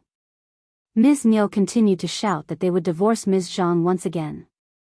She made a fierce vow, stating that they wouldn't have treated the first section of the family in such a manner if it hadn't been for Ms. Zhang's plan. None of this would have happened without her as the culprit. Thus, they sincerely hoped that the first section of the family would forgive them. Nis. Zhang continued to cry incessantly. As someone who had done something similar before, and with her mother-in-law and sister-in-law accusing her directly, she had no argument to counter. However, they were still a family, and Ms. Niu's decision had nothing to do with the land officer and the elderly men from the clan. But the second section of the family had almost caused harm to the first section of the family. Thankfully, Taotao was unharmed. The others offered a few consoling words, and while the two sections of the family wouldn't completely sever their relationship, a lingering grudge remained between them. From that moment onward, the first section of the family would no longer consider the second section as part of their family, treating them instead as an ordinary family from the same clan. Second uncle and Ms. Niu pleaded for forgiveness. No. We are a family bound by blood. We're not just an ordinary family from the clan. Elder brother, please say something. You want to approve of this, right? You promised our parents that you would take care of us. Why are you begging him? He's the most vicious and cruel man. If you hadn't refused to help us break off the engagement, we wouldn't have resorted to this. You're heartless. Eldest uncle let out a heavy sigh, and Ms. Fong, Shao Yunduan, Shao Sanlang, and even Shao Dalong looked at him expressionlessly. Tears welling up in her eyes, Taotao spoke. What do you have to say, Dad? In your eyes, you prioritize second uncle and third uncle's families, and their children are treated so well. You protect and assist them all the time, but what about me? Why am I not your niece but just your daughter? Eldest uncle turned pale and stumbled back. What are you saying? Ms. Fong grabbed hold of Taotao, as she coldly addressed eldest uncle. You are my beloved daughter, and I love you. Your brothers and sisters-in-law all love and protect you. We will never forgive anyone who tries to bully you. Qiao Xian could no longer tolerate the situation. She calmly stated, the second section of the family attempted to harm Taotao today, and if we don't delve deeper into this, they may try to harm someone else tomorrow. If I can't obtain a satisfactory answer from the resolution, I will have to take matters into my own hands to vent my anger. I love Taotao, and I will never allow her to suffer. Ms. Nyo screamed, "What do you mean?" Chapter 869, Paying Back Utted by Bexenville. CM Qiao Xian's smile was fleeting. "We will repay you in the same way you hurt us." NIS. Nyo was taken aback. "What do you mean?" Qiao Xian continued, "We will employ the same methods you used against us." Ms. Nyo, second uncle, and Shao Erlang all turned pale. "That won't work. It's impossible." Ms. Fong sneered. "You can frame us, but we can't do the same to you? That doesn't sound fair." Second uncle and Ms. Nyo were left dumbfounded. Indeed, they could frame the first section of the family because they believed eldest uncle would always defend them, giving them the freedom to do as they pleased. Their best course of action now was to offer an apology. However, what if the first section of the family didn't like them and wanted to frame them in return? They would be incapable of defending themselves. They had never considered this before. It had never occurred to them that while they devised various schemes to torment the first section of the family, the same tactics could be used against them. Second uncle and Ms. Nyo couldn't help but tremble. Qiao Xian stopped looking at them. Eldest uncle felt a profound sense of despair but dared not utter a word. He had no control over Qiao Xian, Shao Yunduan, Ms. Fong, or anyone else in his family. One wrong word, and his brother's family would face even harsher consequences. Inwardly, he sighed. What had caused all of this? This incident would be accurately recorded in the clan's records. The land officer had tried to conceal the entire affair to prevent their reputations from being tarnished. But Shao Yunduan rejected the proposal. He urged the land officer to make the truth public. He wanted everyone to clearly understand the true relationship between the first and second sections of the family, ensuring that the latter wouldn't carry out any unpleasant acts under the guise of the former. Second uncle and Ms. Nyo were furious but lacked the courage to say anything after hearing Qiao Xian's threat. News of the incident quickly spread, shocking the entire village. Many people criticized Ms. Nyo for her foolishness. What was she thinking? It was fortunate that Taotao was unharmed. If something had happened to her, there would be no evidence to prove that Ms. Nyo was responsible. However, the first section of the family would never forgive them either. To make matters even more absurd, they even attempted to find a better suitor for Shao Miling through Shao Yunduan. It was utterly ridiculous. Upon returning home, Ms. Nyo was consumed by anger. She slapped and kicked Ms.Zhang, shouting at Shao Erlang and demanding that he divorce her once again. Ms.Zhang crumpled to the ground, sobbing uncontrollably with her head lowered. Shao Erlang found himself torn. He knelt down and pleaded with his mother to forgive Ms.Zhang. There was no proof implicating her, and her tears genuinely made him feel sorry for her. She was his wife, and he didn't want her to suffer from a false accusation. He wouldn't agree to divorce his wife based solely on the words of others. Ms. Nyo was filled with frustration, her heart aching. She cursed Shao Erlang for being ungrateful and cruel. However, Ms. Zhang chose to stay despite everything that had transpired. Ms. Nyo and second uncle became increasingly concerned about Shao Miling's marriage. Since Shao Miling and Yu Xiaomiao had been alone in a room together, they were compelled to get married. Now, they were apprehensive that the Yu family might cancel the engagement. After discussing the situation, the couple gathered their courage and sought support from the first section of the family. They approached Shao Yunduan, hoping he could assist and stand up for Shao Miling. Chapter 870, Auntie Nyo and Uncle Shao Utted by Bexenville. CM, elder brother, elder sister-in-law, don't you care about Shao Miling? She is your niece, and you can't simply allow her to be bullied after her marriage, can you? Please, elder brother and elder sister-in-law, pleaded the couple, finding a suitable moment to ask for the favor when eldest uncle was at home after dinner. Before eldest uncle could respond, Qiao Xian cleared her throat and spoke with a smile. Auntie Nyo, Uncle Shao, Taotao is also your niece. But I'm not sure if you would ever allow her to be bullied, considering what you've done. Yang Xiaoni and Ms. Su struggled to hold back their laughter. Ms. Fang snapped and glared at the couple, saying, Shao Miling is not innocent. Don't lie to me. I heard her laughing at Taotao when she thought her plan had succeeded. How dare you ask Yunduan to support her? Get lost. However, Ms. Nyuan's second uncle seemed oblivious to Ms. Fang's words. They were stunned by Qiao Xian's way of addressing them. What are you calling us? They asked in disbelief. Qiao Xian responded, Auntie Nyuan and Uncle Shao, is there something wrong with that? Second uncle became so furious that he nearly fainted. Elder brother. Ms. Fang chimed in, hey, there's no elder brother here. You have no manners. Just leave. Eldest uncle could no longer tolerate the situation.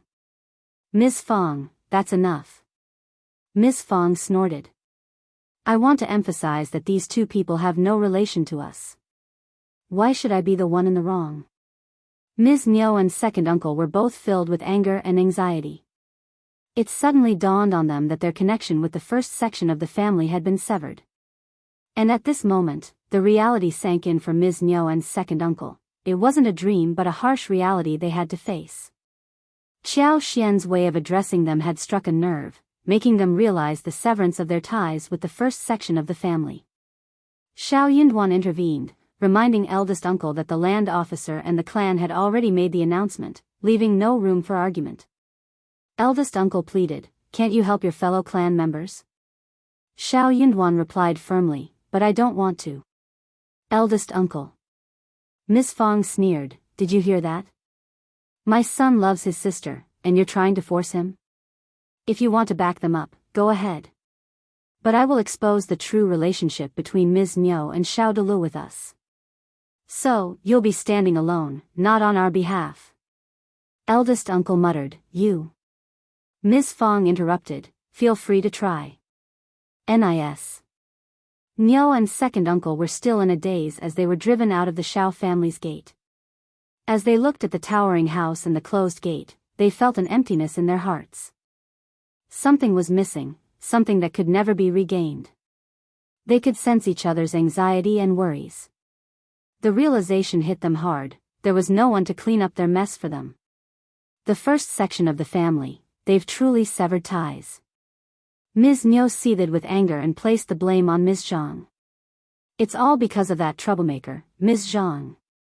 With a heavy heart, the couple reached out to Yu Xiaomiao, unsure of how the Yu family would react. To their surprise, the Yu family acted as if nothing had occurred and agreed to proceed with the marriage. They came to an agreement on the wedding date, which would be the 6th day of March the following year. The couple breathed a sigh of relief. Without the support of the first section of the family, they couldn't afford to say anything negative about the Yu family. Furthermore, Mrs. Yu had expressed regret over the initially rejected engagement, but Mr. Yu and Yu Xiaomiao decided to uphold the marriage arrangement. They were still blood-related, which would always be beneficial for them. Chapter 871, Buying Happiness uttered by Bexenville. CM Shao Miling seemed to be better off compared to the other girls, so why would they reject the marriage proposal? Despite her unpleasant personality, if she behaved well after getting married, everything would be fine. If she dared to act out, she would be dealt with accordingly. Ms. Yen wasn't pleased with Ms. Zhang's presence. She believed Shao Miling's claim that if her sister-in-law truly wanted to break off the engagement, she would have done so before Ms. Zhang returned. Clearly, something had transpired between them. To avoid Ms. Zhang, Ms. Yen decided to live separately from the rest of the family after the New Year and the Lantern Festival. Although the relationship between the two families had undergone a significant change, Ms. Yen continued to visit the first section of the family daily, and they treated her with equal respect. Qiao Xian and Ms. Fang suspected that Ms. Zhang was responsible for the situation. It was not surprising that she harbored resentment and might try to manipulate the first section of the family. Qiao Xian even cautioned Ms. Yen to be vigilant and avoid being framed by Ms. Zhang, as she appeared to be quite unstable. Ms. Yen was grateful for Qiao Xian's warning and sighed with a bitter smile, contemplating the possibility of living separately. Qiao Xian glanced at her with surprise and couldn't help but admire her resilience. Ms. Yen shook her head and chuckled. It could be very difficult. You know what your in-laws are like. They suspect Ms.Zhang, and they won't agree with your proposal. Initially, Ms. Yan had been filled with anger and tried to convince herself that it was necessary. However, at this point, she was no longer so sure. She understood how challenging it was to deal with her in-laws. If they disapproved of the proposal, there would be little she could do about it.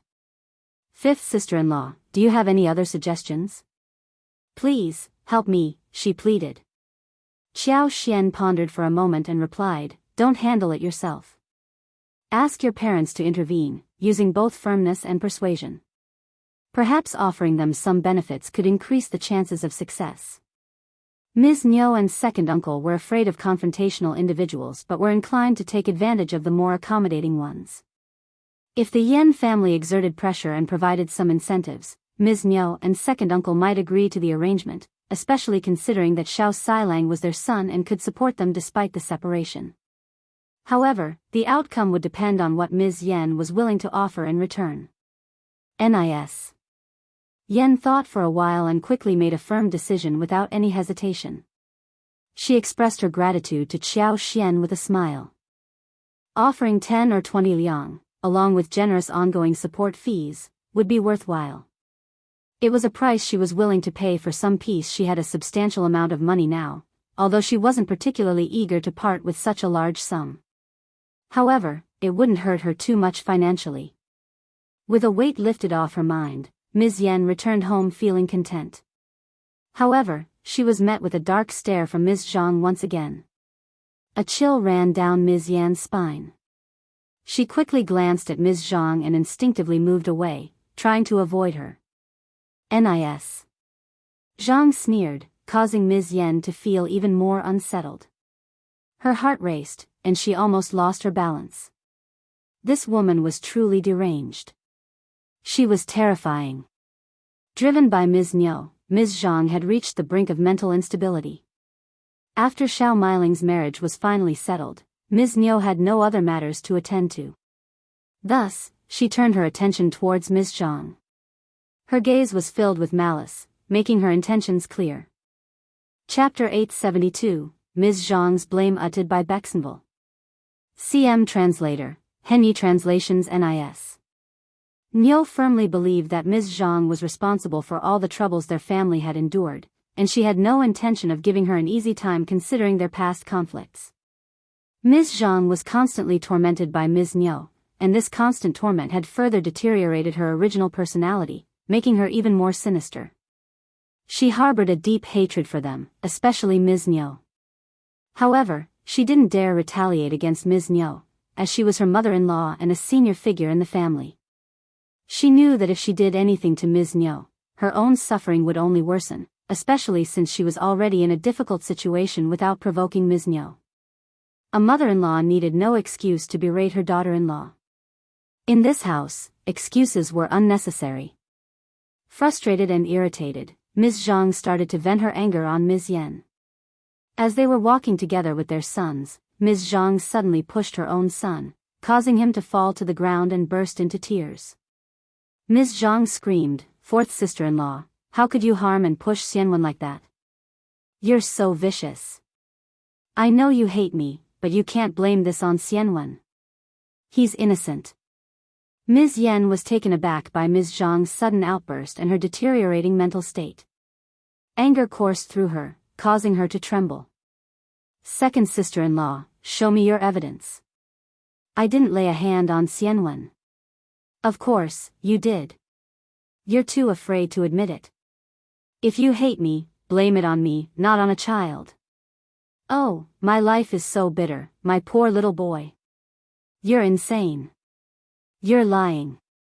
You're just too cowardly to admit it. What's all this shouting about?" Ms. Niu emerged from the house, her impatience evident in her tone as she interrupted the argument. "Ms. Zhang, what do you think you're doing? If you can't stay here quietly, then pack your bags and go back to your village." Ms. Zhang, with tears streaming down her face, held a deep grudge as she replied, "It was the fourth sister-in-law who hit and pushed Xianwen. You're not blaming her, you're blaming me. Elle didn't do any of that." Ms. Yan exclaimed, denying the accusation. Shao Xianwen continued crying inconsolably. Oh, my poor little grandson. Ms. Niu felt sorry for Shao Xianwen. She gently lifted him up, comforting him, and then instructed Shao Miling to take the child back inside. Nis. Zhang sneered and cast a proud glance at Ms. Yen. However, in the next moment, 2 loud slaps echoed through the air as Ms. Niu struck Ms. Zhang across the face. Pointing at her, Ms. Niu cursed, "You are forbidden from going near Xianwen. Are you trying to harm him again? You vicious woman." Clutching her stinging cheeks, Ms. Zhang burst into tears. Elle didn't do it. It was the 4th sister-in-law. Shut up. I don't believe a word you say. Ms. Yen has no reason to do such things, and you kidnapped your own child. You're capable of anything. Elle didn't, it was the 4th sister-in-law. Ah. Ms. Zhang received another slap across the face. Just keep your mouth shut, you vile woman. You disgust me. If it weren't for troublemakers like you, our family wouldn't be in this mess. It's all your fault. You've already ruined Miling's marriage, and now you're targeting Ms. Yen. You never give up, do you? Ms. Zhang cried even harder. This only served to further infuriate Ms. Niu. She snapped, "You bringer of misfortune. Be silent now. Kneel down right here and reflect on your actions." Chapter 873, Giving Up Pretending Yudat Beisenvel. CM Ms. Zhang cried uncontrollably, collapsing onto the ground, her body trembling with anguish. Why? Why her mother-in-law had already made up her mind to support Ms. Yen without even considering her side of the story. She didn't believe a word Ms. Zhang said and continued to humiliate and torment her. Ms. Zhang felt herself spiraling into madness. Ms. Yen, who had been angry about the false accusations, unexpectedly felt a tinge of compassion towards Ms. Zhang. She could see that Ms. Zhang was truly suffering in this terrible situation. Nis. Zhang had never imagined that her mother-in-law would completely lose trust in her. It was fortunate in a way, as she no longer had to struggle to defend herself. After cursing Ms. Zhang, Ms. Niu sneered and turned to Ms. Yen, speaking in a gentle tone, "It's getting cold outside. Let's go inside." Ms. Yen was taken aback but nodded in agreement. Ms. Zhang's heart ached as she witnessed this interaction. She struggled to rise to her feet and spoke angrily, "I'll know all of you hate me. But what have I done? If it weren't for your coldness and hostility, I could have lived a peaceful life and cherished my own children." Ms. Niu turned back, her eyes filled with fury, and ordered Ms. Zhang to kneel down. "Your time is not up yet," she spat. Any remaining compassion Ms. Yen had for Ms. Zhang vanished as she replied, "Second sister-in-law, no one owes you anything. You asked for money, but did you ever plan to repay it? You know very well that people are not obliged to fulfill your every request." Ms. Niu sneered in response. Repaying money? Her worthless brother has nothing to repay. Nis. Zhang shot a fierce glare at Ms. Niu. This only further infuriated Ms. Niu. "What are you staring at? Am one not allowed to complain about your worthless brother?" Ms. Zhang, filled with anger and frustration, retorted defiantly, "I'm not leaving. You can beat me to death if you want. I'd like to see how capable you are. If you kill me, you'll have to pay with a life. I'm not afraid of you. You can do whatever you want to me, but I'm staying right here." Both Ms. Yen and Ms. Niu were taken aback by Ms. Zhang's outburst. Realizing that she had reached her limit, Ms. Zhang decided to give up pretending and confronted Ms. Niu directly. Ms. Niu, furious at Ms. Zhang's defiance, responded angrily, "What are you saying, Ms. Zhang? Say it again. I'm not afraid of you. Drive me away if you want. You don't believe me, and Erlang won't believe you either. You vile bitch. I'll kill you." Ms. Niu, overcome with anger, rolled up her sleeves, ready to strike Ms. Zhang. Reacting instinctively, Ms. Zhang dodged the slap and pushed Ms. Niu away. "You dare to challenge me?" Ms. Niu, consumed by rage, lunged at Ms. Zhang, attempting to beat and scratch her. In the struggle, however, Ms. Niu slipped and fell hard to the ground. Ah! You wretched bitch! How dare you lay your hands on me? Second uncle, having just returned from outside, witnessed the altercation. He quickly approached and assisted Ms. Niu, exclaiming, "What are you all staring at? Come and help." Ms. Yen, still in a state of disbelief, snapped back to reality. She hurriedly joined second uncle in assisting Ms. Niu to her feet. Meanwhile, Ms.Zhang remained where she was, displaying a seemingly emotionless expression. She had nothing to lose at that moment and was hesitant to intervene. Chapter 874, Embarrassed Yudat by Senvel.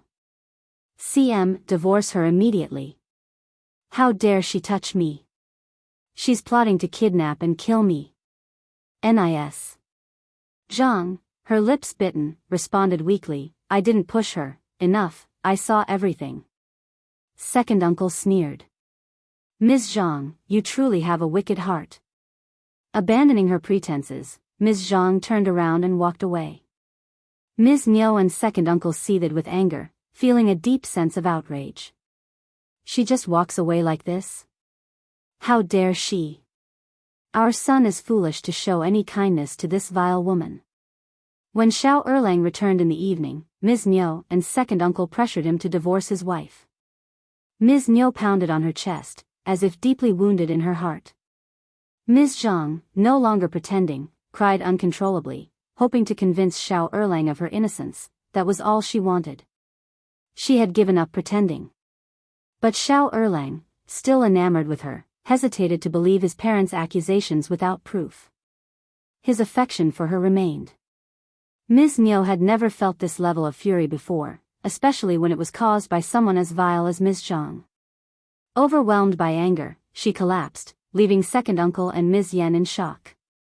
Furious, second uncle pushed Shao Erlang away, his voice filled with anger. You trust this woman over your own parents? Do you want her to harm your mother so you'll believe us? You're a terrible son. Shao Erlang was taken aback by his mother's collapse and felt overwhelmed with guilt.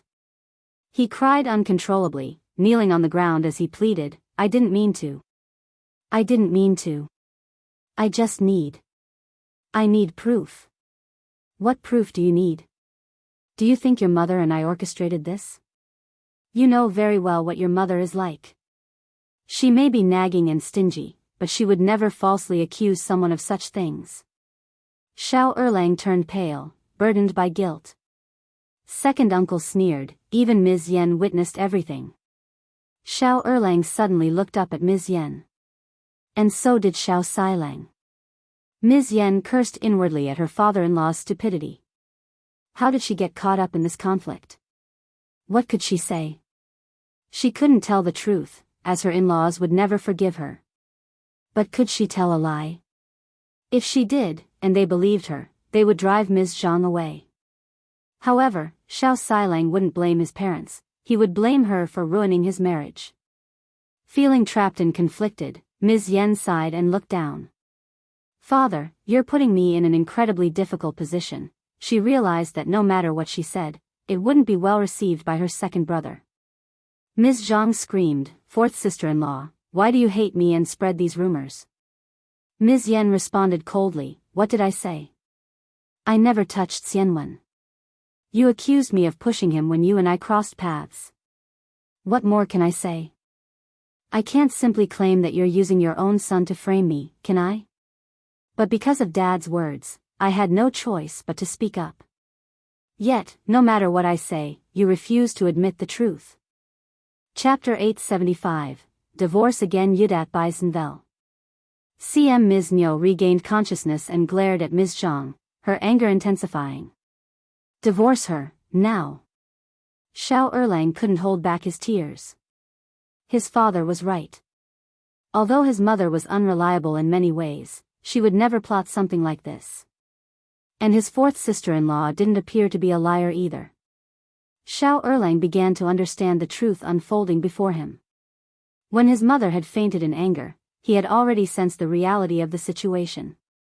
If his mother had orchestrated all of this, she wouldn't have collapsed like that. He just didn't want to believe it.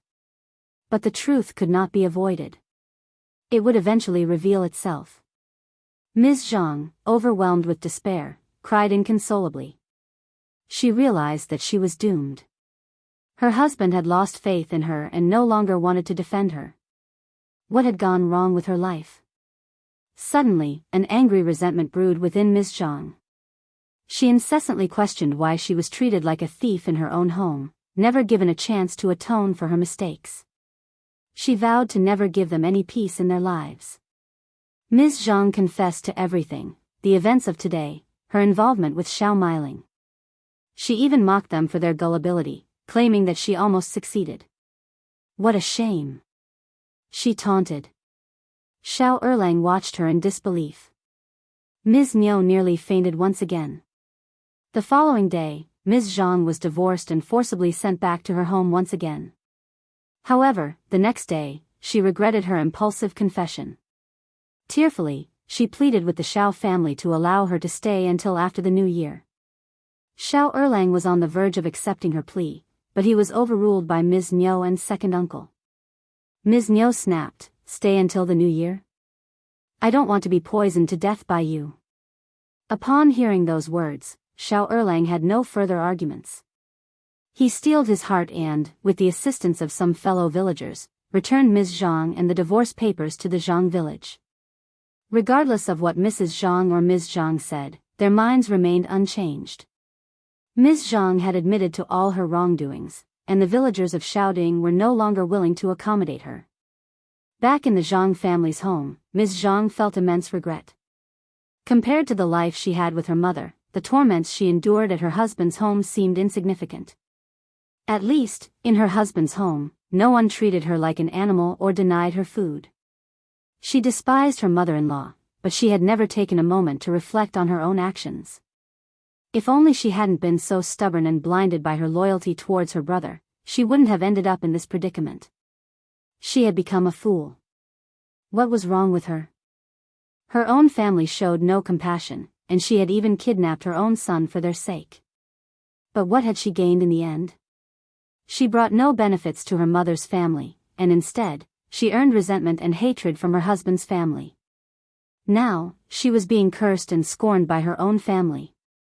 Everything she did was for the sake of her own family, but their treatment of her was completely different. Once again, Ms. Zhang attempted to elicit compassion from her in-laws through loud cries and even fainting, but Ms. Niu sent her back to the Zhang family that very night. Ms. Zhang finally gave up. She cried uncontrollably. She realized that her husband's family would never forgive her. And as for her own family, they didn't want her to waste any resources at home, so they sold her to a middle-aged man in a destitute, impoverished village. Her parents and brother couldn't wait to seize the opportunity to make some money, so they hastily arranged the deal. Chapter 876, Ms. Zhang's End Yudat Beisenvel. The settlement was 5 liang. No matter how much she pleaded, she was still sold away. During her visit to Ms. Fang and Qiao Xian, Ms. Yan shared what had transpired with the second branch of the family and Ms. Zhang. Ms. Fang reacted with frustration. One knew it. But without evidence, there was little one could do to confront her. I simply thought it best to keep our distance. Nevertheless, it's a good thing that Ms. Niu divorced her. Qiao Xian sighed, acknowledging that Ms. Niu had, in a way, taken the right course of action. Sometimes, things were resolved in unexpected ways due to someone's brashness. All things considered, it was for the best. After all, it was extremely challenging to keep a safe distance from someone as extreme and malicious as Ms. Zhang, especially when neither Qiao Xian nor Shao Yunduan were around. The concern for the well-being of the family weighed heavily on their minds. Qiao Xian still had worries regarding the papayas and dragon fruits. With that in mind, she decided to travel to the province, visiting First Madam and purchasing some gifts along the way. She also made arrangements for Qi to stay with Xie Jingrong and the Xie family. It wasn't a decision made lightly, as asking for such assistance was never an easy matter. The debt of gratitude would need to be repaid eventually. Moreover, Shao Yunduan wanted to avoid any rumors suggesting that he was heartless, potentially causing others to look down on him and making it harder for him to seek assistance in the future. Shao Yunduan valued his friendship with Xia Jingrong and the Xia family, but he couldn't simply owe them a favor indefinitely. However, when it came to Qi's safety, he didn't hesitate to take this step. He informed the family of his decision, and together, they embarked on the journey to the province with Qi, Taotao, and Xiao Xian. As they arrived in the province, they noticed that the lights were already on, despite the early hour. Since it was quite cold inside the mansion, they opted to stay in a hostel instead. The following day, they paid a visit to First Madam, who was overjoyed to see them. She invited them to stay with the family and instructed her men to retrieve their luggage from the hostel. Qiao Xian and Shao Yunduan expressed their gratitude happily. Living there without Ms. Mi and Yuezheng Ting, Qiao Xian felt a sense of relief. Yuezheng Shao's brother, Yuezheng Hong, was also present, and he hosted a family banquet to welcome the couple and their family. It was a delightful occasion. Yuezheng Shao accompanied them outside of town to inspect the fruits. Although the fruits didn't grow during winter, they were still alive and not withered. They showed signs of vitality. Yuezheng Shao smiled with emotion. Honestly, I was worried about these seeds. I came to check on them a few days ago when the weather changed, and they seemed to be doing well. I never expected that the fruits from the south could thrive so beautifully here. Qiao Xian had already used her superpower to test the fruits. They were all in good condition, with healthy roots underground. This brought her a sense of relief. She smiled and said, "It's not yet the coldest day, so we'll have to wait and see if they can sprout next spring when the weather warms up." Chapter 877, Qiao Xian's Happiness Yudat Baizenvel. CM, it should be. Yuezheng Shao expressed his confidence, adding, "I wouldn't be so sure if I were talking to anyone else but you. You have a remarkable talent for nurturing plants. I believe there won't be any problem at all." Qiao Xian laughed, accepting the compliment graciously. If Yuezheng Shao said so, then she didn't need to provide any further explanations. His confidence alleviated her concerns. As they walked through the garden, Qiao Xian took occasional breaks, using her superpower to assist the plants in thriving during the winter. She ensured that they would soon bud and flourish when spring arrived. Satisfied with her work, Qiao Xian spent an entire day in the garden, free from worries. Later, they had dinner with Xia Jingrong, during which they shared the news of Qi's voluntary decision to join the army and requested Xia Jingrong's support and protection. Xia Jingrong was taken aback by the news, but he spoke highly of Qi and readily agreed to Shao Yunduan's request. Providing a letter of recommendation was a simple task for the Xia family. As someone familiar with military camps, Xia Jingrong shared some insights with Qi. Qi's eyes sparkled with excitement as he listened to the stories. He nodded eagerly and asked curious questions. Even Shao Yunduan and Qiao Xian gained a better understanding, which alleviated their worries to some extent. Military camps might not be as dreadful as they had initially imagined. Xia Jingrong had an extensive collection of books on military and armies, and he offered to search for some suitable ones for Qi to read, which Shao Yunduan could take back home. Shao Yunduan was delighted with the offer and expressed his gratitude to Xia Jingrong, asking if he could make copies of the books. Xia Jingrong agreed, giving his permission for Shao Yunduan to make copies. Shao Yunduan decided to copy the books and store them in the village's library, which was currently under construction.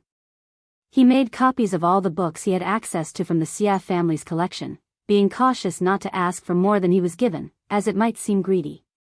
After all, the Xia family had multiple members and resources to manage. Everything proceeded smoothly, and their hearts felt lighter. First Madam accompanied Xiao Xian and Taotao, joining them in purchasing various goods for the upcoming new year. Combined with the gifts from First Madam, their wagons were filled to the brim. To Qiao Xian's surprise, she received an unexpected gift during this time. Yuezheng Hong had brought seeds of sweet melons, along with 2 large bunches of blueberry tree buds and cherry buds. He explained that the melons were delicious, but due to the long distance, they couldn't be brought back without the risk of rotting. Instead, he brought the seeds for Qiao Xian to plant at home. Blueberries thrived in mountainous regions and could be made into delicious jam, so he had brought some buds for her to grow. The same applied to the cherry buds. Yue generously offered Xiao Xian the opportunity to start planting them at home. If they thrived and survived, he would provide her with more. Xiao Xian expressed her heartfelt gratitude for the thoughtful gifts. Sweet melons, essentially cantaloupes, didn't have their current name yet, as it would be coined in the future when they were introduced. The prospect of growing cherries and blueberries excited Xiao Xian. She believed they would flourish in their care. With utmost care, Xiao Xian took the precious gifts home, treasuring them like her most valuable possessions. Chapter 878, Surprise Yudat by Sinvel. This trip had been highly productive and fruitful for them. With the new year approaching, First Madam insisted they didn't stay for too long. She even invited them to join them after the new year, so they could travel with the business troops to the capital. Qiao Xian and Shao Yunduan expressed their gratitude and appreciation for the invitation. Traveling from the province to the capital couldn't be done by boat, it had to be done over land. The journey was long and required careful planning. They couldn't simply hire a single wagon and set off. It wasn't convenient or safe. There were unknown dangers that could be encountered along such a lengthy journey. What if they encountered robbers on the outskirts? It would spell doom for them. Typically, a group of friends would gather together and travel to the capital collectively for the examination. It provided a sense of security and reliability. Another option was to find a business troupe heading to the capital. By offering them gifts and presents, they could gain permission to join the troupe and travel together. Usually, the business troops would approve of such requests, as the recommended individuals traveling to the capital had the potential to become successful officials. This created a sense of indebtedness toward the troupe. However, most business troops didn't travel such long distances. They needed to make stops along the way to sell their goods, sometimes spending days in bustling cities. Unfortunately, recommended men heading to the capital couldn't afford such delays. Not everyone was fortunate enough to find a suitable business troupe for their journey. However, First Madam had made arrangements for them in the province. By the time Shao Yunduan and Xiao Xian returned home, it was already the 20th of December. They arrived just in time for the preparations for the upcoming new year. They had purchased a wide variety of exquisite and delicious snacks, including candies, candied fruits, and roasted seeds and nuts. The assortment included delicacies such as lotus cakes, mung bean cakes, cloud cakes, poria cakes, shortbread, small twists, dragon beard cakes, sweet-scented osmanthus sugar, peanut sesame candies, pine nuts, small walnuts, melon seeds, almonds, and more. Shao Sanlang and his wife were overjoyed to see these treats. Each person also received 6 new sets of clothes, including shoes and socks, as well as women's rouge, gouache, various silk flowers, children's spinning tops, clay figurines, cloth tigers, tumblers, wooden knives, swords, pony puppies, and various toys. Additionally, there were dried seafood and other household items. Qiao Xian even purchased ornaments worth 200 to 300 liang for each girl in the family, including Shao Qing. Shao Junyan and his younger brother received a pair of golden bracelets and a golden key with jade. The first section of the family was ecstatic upon receiving these gifts. They spent half a day admiring and appreciating them. The next day, Xiao Xian was eager to begin planting the blueberries and cherry trees alongside Qi, Taotao, and Yang Xiaoni in the empty space designated for cassava cultivation. The other family members understood that these were fruit trees from other regions, and they eagerly anticipated the prospect of enjoying the fruits in the coming year. Their motivation was high as they joined in the planting process. As they set to work, some passing villagers sneered, commenting that it wasn't the appropriate time for tree planting. They claimed that tree planting should commence after the Lantern Festival when the weather becomes warmer, unless there was a sudden return of spring coldness. Qiao Xian responded with a smile, countering their skepticism. Elle received these trees from a friend in the province. They were brought from outside the city. I can't just leave them sitting here. Who knows, they might actually survive. Chapter 879, Not Giving Yudat by Sinvel. Yang Xiaoni and the others agreed, despite the unconventional timing for tree planting. Perhaps, just maybe, these trees could defy the odds and survive. With renewed enthusiasm, they quickly transported the straws and covered the seeds, exchanging smiles and saying, "All right, we've provided them with warmth.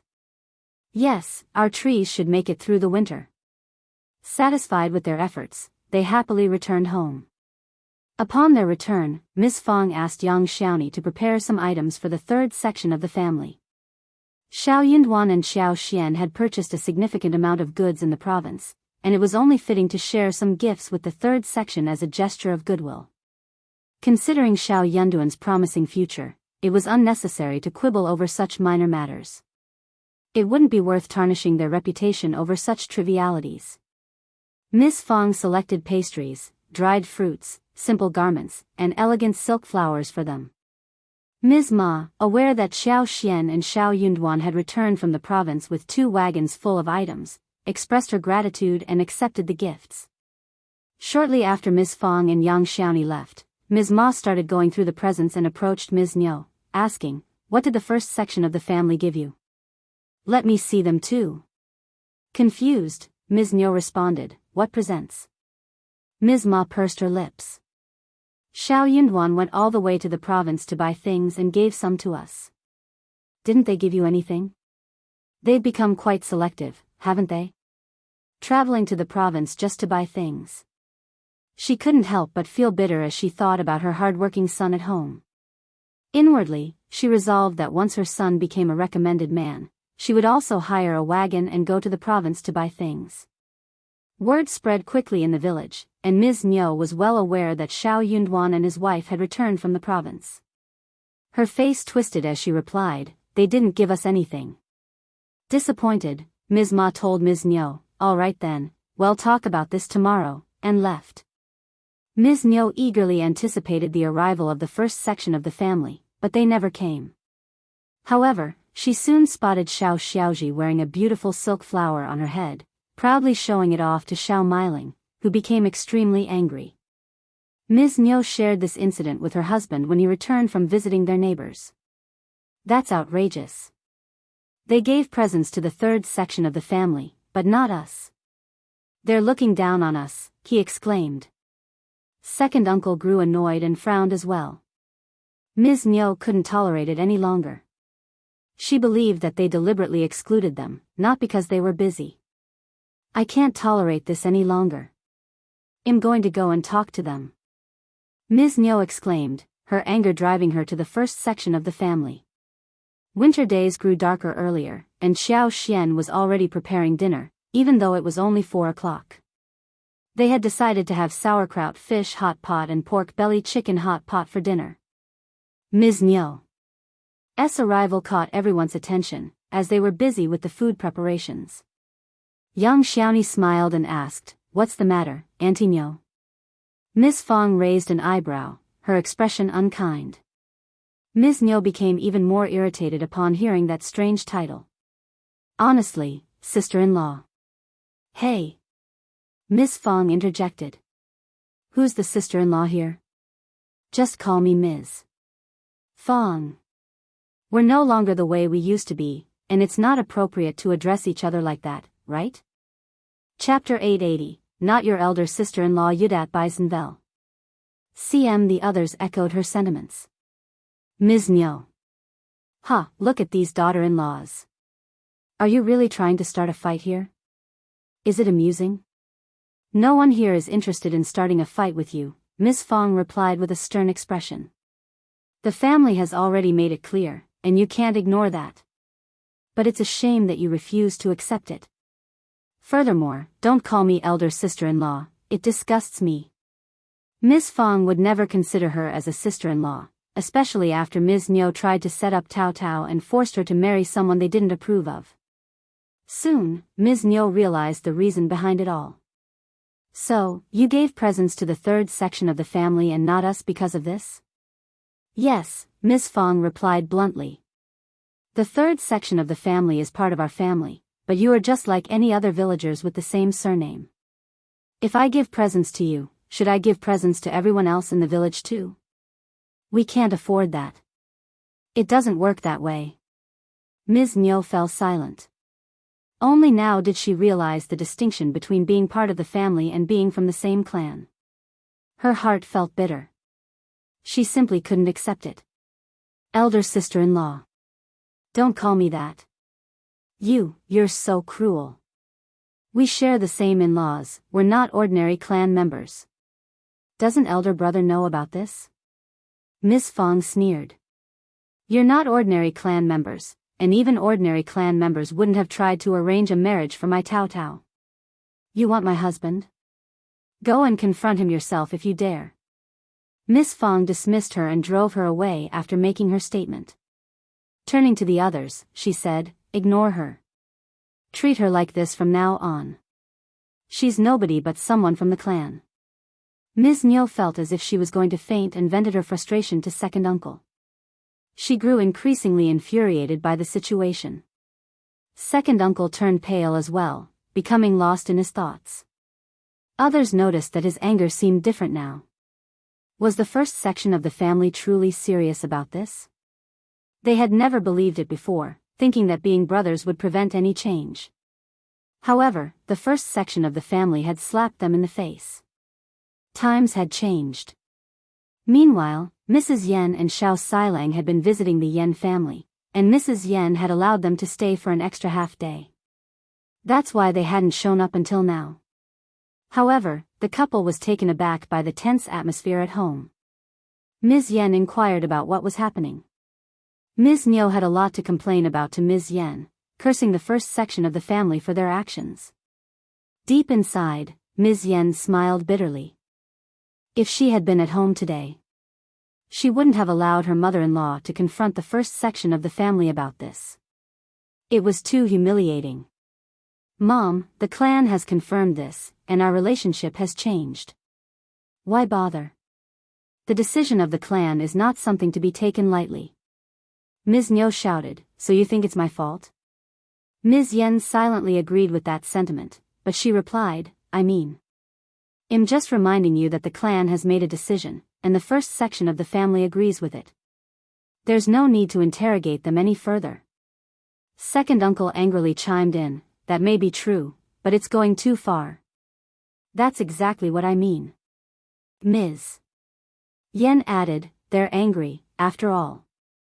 Chapter 881, Silence Yudat Bisenvel. CM, what are you blaming me for all the time? Ms. Niu snapped. It wasn't my fault with Taotao. It was that bitch Ms.Zhang.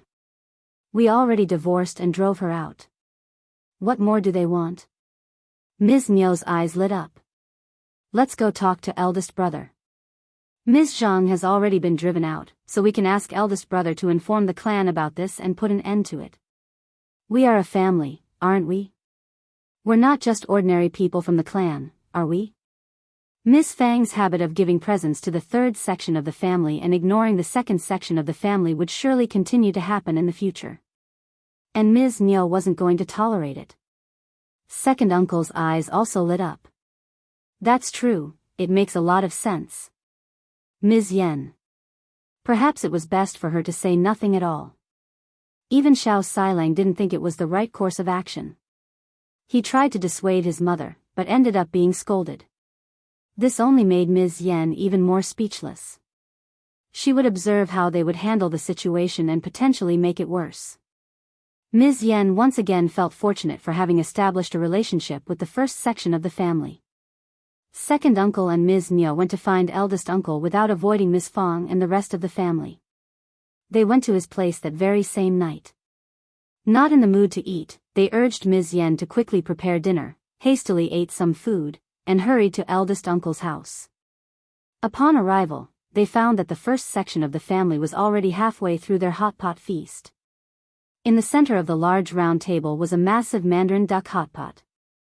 A low stove with charcoal fire was placed in the recessed part of the middle, with the hot pot sitting flush with the tabletop.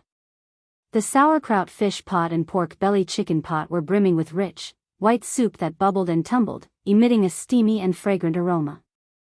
The table was adorned with an abundance of fish balls, meatballs, lotus root balls, shrimp slips, fish fillets, squid rolls, yuba, winter bamboo shoots, mushrooms, meat slices, egg dumplings, shredded vegetables, wax gourd slices, yam slices, taro slices, Chinese cabbage, lettuce, and more, a truly lavish spread.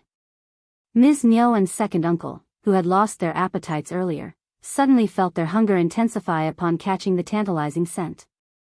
They couldn't help but salivate at the sight of the food. Eldest uncle, unaware of what had transpired earlier, was pleased to see them. He beckoned them over. "Ah, there you are. Take a seat. Have you had dinner?" Ms. Fong mustered a forced smile and said, "Please, take a seat. If you've already eaten, you can wait until we finish our meal. If not, I suggest you go home and eat before coming back." She made it clear that they were not welcome to join them. Both second uncle and Ms. Niu blushed in embarrassment. How could they, who were already hungry, resist the tantalizing aroma of the delectable sauerkraut fish and chicken soup? The array of mouth-watering dishes left them captivated. Eldest uncle noticed their longing gazes and turned to young Xiaoni, instructing, "Ms. Yang, please bring 2 bowls and 2 pairs of chopsticks." "Stop it," interrupted Ms. Fong calmly. "We won't share our food with such a malicious couple. I fear their presence will spoil everyone's appetite. I will always remember how they attempted to ruin my daughter's life. We cannot simply move past that." Eldest uncle froze and glanced at Taotao. His heart sank when he saw the sorrowful expression in Taotao's eyes. Nis. Niu and second uncle's hunger intensified as they watched the delectable feast slip away from their grasp. "Elder sister-in-law. Don't call me elder sister-in-law, it sounds dreadful. Just call me Ms. Fong." Chapter 882, Respect Yudat Bisenvel. CM, Taotao, well, that was all Ms. Zhang's fault. She confessed to trying to manipulate us. We have already expelled her from our family, and we assure you that nothing like this will happen again. We sincerely apologize and let's put this behind us. After all, we are still a family, aren't we? Exactly. Miss Fong had an overwhelming urge to strike the couple. Enough already. Miss Fong retorted with disgust. Ms. Zhang attempted to manipulate you, and you fell for it. You are far from innocent. We are not a family, not even in your wildest dreams. Shao Yunduan interjected coldly, "This is no laughing matter, Auntie Niu and Uncle Shao. Please go home and refrain from bringing this up again." Young Xiaoni rolled her eyes and said, "Ms. Zhang had no authority over the family, yet you let her words sway you? How gullible." Qiao Xian sneered, "That's how some people always are, they never take responsibility and always shift the blame onto others. They play the role of innocent victims, manipulated by someone else." Young Xiaoni hesitated before adding, "Indeed. No one forces such individuals to engage in wrongdoing. It's an absurd excuse." Qiao Xian chimed in, "But certain individuals don't find it absurd. They genuinely believe they are misunderstood. That's shameless. So shameless to make such statements. Absolutely, we can't associate with people like this. They will only have a negative influence on us. And on our children too." "Absolutely, you're absolutely right, fifth sister-in-law. I didn't even realize that." Everyone present. Ms. Niu and second uncle's emotions were on the verge of exploding. "You are showing us no respect." Eldest uncle couldn't bear it any longer. "Ms. Qiao and Ms. Yang, please stop." Qiao Xian maintained a calm smile. "Dad, third sister-in-law and I were simply having a conversation. Since when did we show disrespect to anyone? And as for using names, did you assume we were referring to someone?" Eldest uncle found himself at a loss for words. Miss Fong burst into laughter. "Miss Qiao and Ms. Yang are absolutely right. Just leave right now, or I will personally escort you out." Shao Xiaoqi waved his hands impatiently. "If you keep coming to my family to cause trouble, don't expect any kindness from me. Elder brother, take a look at this. Get out." Miss Fong snapped, and Shao Sanlang and Shao Xiaoqi stood up, forcefully removing second uncle from the premises. Eldest uncle put down his chopsticks, his face turning pale. "I understand your anger, and 1 am also concerned about Taotao. But it's not a major loss to us, and they know they are wrong. Why do you keep pressing them like this? Miss Fong sneered. What's the use of saying that now? Perhaps you can advise them tomorrow to stay away from us. As for the rest, I couldn't care less. Shao Yunduan's voice turned cold. Dad, we are just two ordinary families.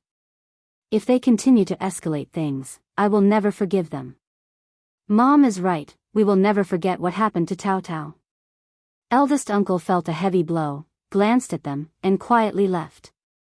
Shao Yunduan felt a sense of unease, but he knew he had to stay firm.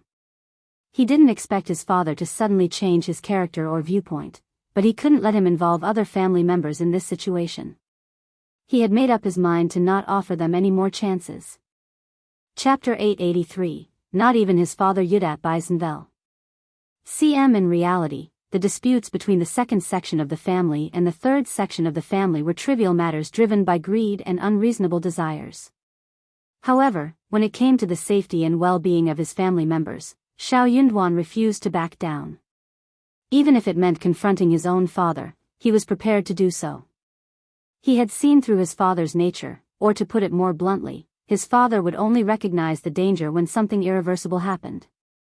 In that case, Shao Yunduan hoped his father would remain blissfully ignorant. Miss Fong reassured him, that old man has always been like this, but don't worry.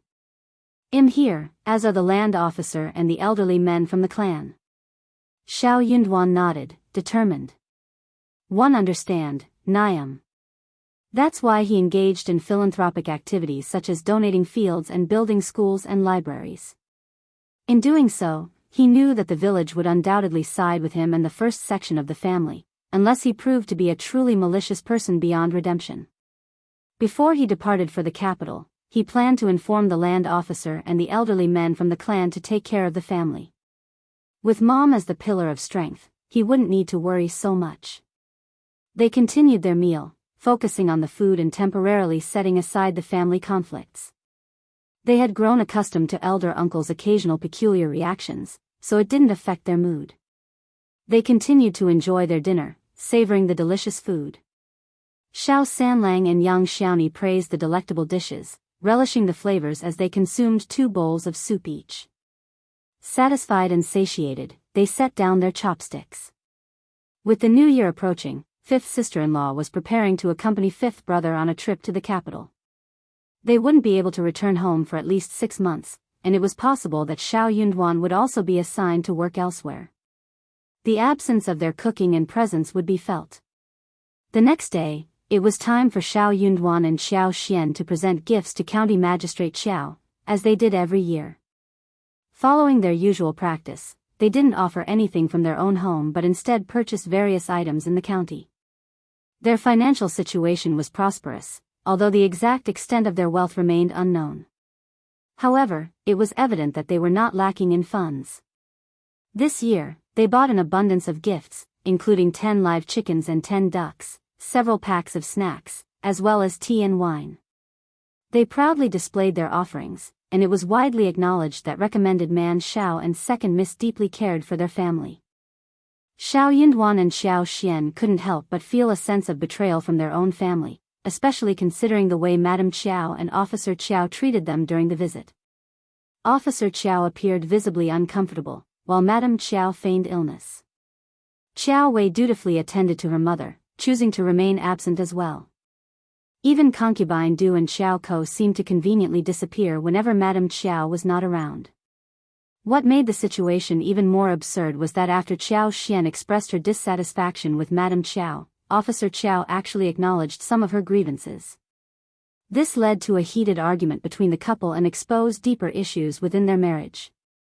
As a result, Officer Qiao decided to improve his treatment of concubine Du and Qiao Ko, rather than mistreating them. However, he inadvertently discovered that Madame Qiao had unjustly taken away concubine Du's private savings. This revelation filled him with fury, leading to a confrontation with Madame Qiao. In an attempt to make amends, Officer Qiao compensated concubine Du with 6 fine garments, 5 or 6 pieces of jade ware, and 400 liang as restitution for her loss.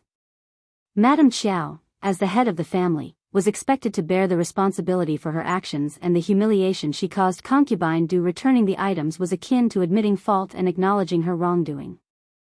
Chapter 884, Madame Qiao Yudat Bisenvel. The compensation provided by Officer Qiao seemed to have a positive effect. Both concubine Du and her daughter were overjoyed and grateful for the gesture. Madame Qiao and Xiao Wei, on the other hand, were seething with anger. They felt that they had been openly humiliated and disrespected. While Officer Qiao believed that he had salvaged his wife's reputation, Madame Qiao saw it as a direct affront. She couldn't fathom how concubine Du, who held a lower status in the household, could be treated with such favoritism. Before Madame Qiao could even contemplate taking revenge on concubine Du, her daughter Xiao Wei, driven by her own foolishness, stooped to picking on Qiao Ko. It was an opportunity too tempting for Qiao Ko to pass up. She skillfully played the victim, shedding tears in front of County Magistrate Qiao, ultimately resulting in Xiao Wei's punishment. County Magistrate Qiao, now exasperated with Madame Qiao, voiced his dissatisfaction with her lack of kindness and proper manners. He felt that she was undeserving of her position as the lineal mother, as she had failed to guide and nurture not only Qiao Xian but also Qiao Ko. Furthermore, County Magistrate Qiao declared that Madame Qiao would no longer have any involvement in concubine Du or Qiao Ko's affairs, including Qiao Ko's marriage. Once they moved to the capital, he planned to seek the assistance of his mother and sisters-in-law in finding a suitable match for Qiao Ko. Madame Qiao erupted in fury and engaged in a heated argument with her husband. She saw herself as the lineal mother, and the fact that she couldn't even arrange a suitable suitor for the daughter of a concubine was a humiliating blow to her status and authority. She felt like a complete laughingstock.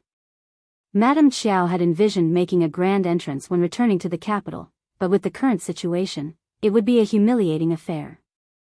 She couldn't bear the thought of such embarrassment befalling her. Mother? Sister-in-laws? The so-called Madame Qiao Sr. in the capital was not County Magistrate Qiao's biological mother, and they shared no close bond whatsoever. Besides, if they were to discover the truth, Madame Qiao would lose any position she held in their hearts. However, County Magistrate Qiao was genuinely angered this time. He treated Madame Qiao with cold indifference and refused to back down. But so what if she wasn't his real mother? She had raised him as her own, practically fulfilling a mother's role. At the very least, she had never mistreated him, unlike his wife, who showed such cruelty towards the daughter of a concubine. Madame Qiao's irritation grew, leading her to feign illness as the new year approached. She avoided taking on any responsibilities in the mansion, curious to witness the chaos that would ensue in her absence. Her pretense of illness served a dual purpose, not only to avoid encountering Qiao Xian but also to test the waters of the mansion without her leadership. County Magistrate Qiao sensed the chilly reception from both Shao Yunduan and Qiao Xian. He felt a sense of guilt and discontent in his heart. While Qiao Xian had endured mistreatment, County Magistrate Qiao was still her father. No child would easily blame their own father for anything. He had indeed raised her, hadn't he? Yes, it was fortunate that they had eventually found a suitable suitor for her. Furthermore, she was not entirely blameless in this situation. County Magistrate Qiao had been occupied with numerous banquets and had little time to attend to domestic affairs. Had she spoken up and sought his assistance from the beginning, he would have come to her aid. But she chose to remain silent. How unreasonable of her to now blame him for her own silence. He had taken action by punishing his wife and treating his daughter well, hoping to demonstrate his favor towards her. Yet, she continued to lay blame and even displayed an air of superiority before him. How heartless. County Magistrate Qiao felt a mixture of anger and disappointment as these thoughts raced through his mind. However, Qiao Xian seemed unfazed by his emotions. She soon smiled and expressed her desire to visit Madame Qiao. Madame Qiao was unwell and needed to be shown concern. Upon hearing the way she referred to Madame Qiao, County Magistrate Qiao seized the opportunity to remark, regardless of what has transpired between you two, she is still your lineal mother. You will have plenty of chances to see each other in the capital. If you address her in such a manner, people will ridicule you for being disrespectful. Chapter 885, Unimportant Yudat by Senvel. CM Qiao Xian found amusement in the situation. One don't mind being the subject of laughter. When people inquire why I address her that way, I can simply tell them the truth. It's a fact, isn't it? There's no need to hide it. Father, please don't make things difficult for me. I cannot bring myself to call her mother. She has been too malicious for me to do so at this moment. Enough. County Magistrate Qiao's anger surged as he snapped. What are you talking about? Your mother has found you a good suitor, and you should express your gratitude to her. The past is in the past, and you are doing well now. What more do you want? Are you blaming me as well, father? Qiao Xian was about to respond when Shao Yunduan interjected, whether my wife forgives you or not is inconsequential. County Magistrate Qiao was taken aback, suddenly realizing that he may have misspoke. If he were to ask for forgiveness, did that imply an admission of guilt? He was her father, and he believed he had done nothing wrong. Parents held the utmost authority in a family. He had given her life, raised her, and secured a good marriage for her. Everything seemed perfectly reasonable. He saw no fault in his actions. County Magistrate Shao promptly aligned himself with the perception of reason, standing tall. Shao Yunduan didn't let the matter rest. Father-in-law, if you genuinely seek my wife's forgiveness, you should ask for it, shouldn't you? Ask for forgiveness? County Magistrate Qiao was far from pleased.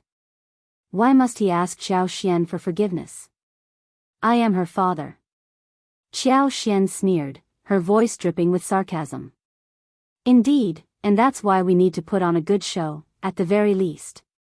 County Magistrate Qiao's heart skipped a beat. What do you mean by that? Shao Yunduan stood his ground. That is precisely what we mean. You. County Magistrate Qiao trembled, a mix of surprise and anger coursing through him. A good show? Yunduan, do you even understand what you're saying? You're not even an official yet, and you're trying to distance yourself from me? Do you realize how difficult it is to succeed in government without any connections? County Magistrate Qiao was both furious and scornful. He had expected this son-in-law of his to be of assistance, but here he was, slipping away before even joining their ranks. This impractical man wouldn't go far in life. Don't care about being an official. I care about my wife. When Shao Yunduan uttered those words, County Magistrate Qiao instantly lost interest. His disappointment grew, and he began to look down on him. How lacking in ambition. How narrow-minded. Well, he was from the countryside, after all. His horizons were limited. He didn't understand how to strive for progress and mistakenly believed he had reached the pinnacle by becoming a mere recommended man. County Magistrate Qiao sneered, feeling that he had misjudged Shao Yunduan. What a short-sighted and absurd man. In that instant, County Magistrate Qiao gave up on Shao Yunduan. He had contemplated teaching him the ways of an official in the government office, even considering providing him with a recommendation letter to meet the Qiao family in the capital or relying on their support. However, his interest waned completely. Let this man encounter difficulties in the capital. Only then would he understand the challenges a real official must face. At that time, he would come to realize the childishness and absurdity of his current words and actions. Chapter 886, Building Bridge Yudat by Senvel.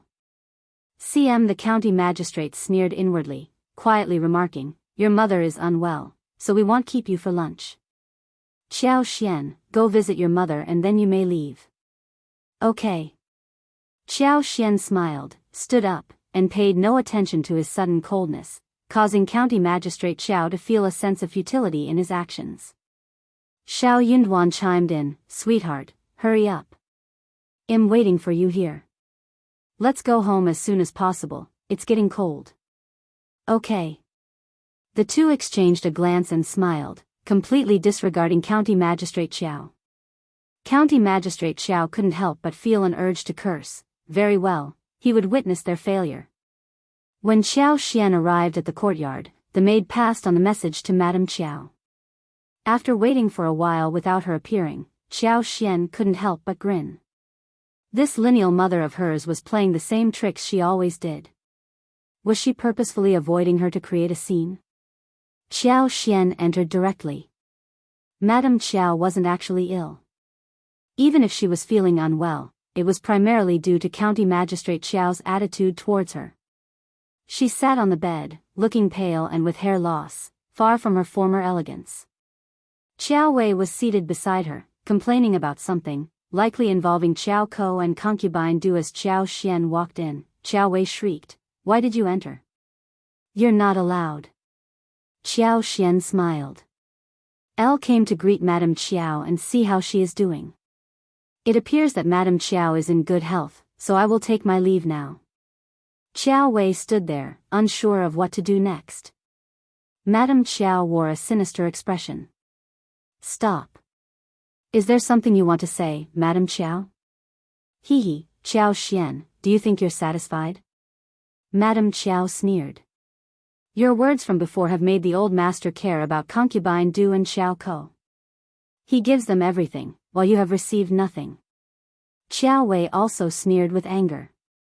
"She deserves nothing. Father has never shown any affection towards her, not in the past, not now. She's just trying to gain favor, a pitiful person serving us." "A pitiful person?"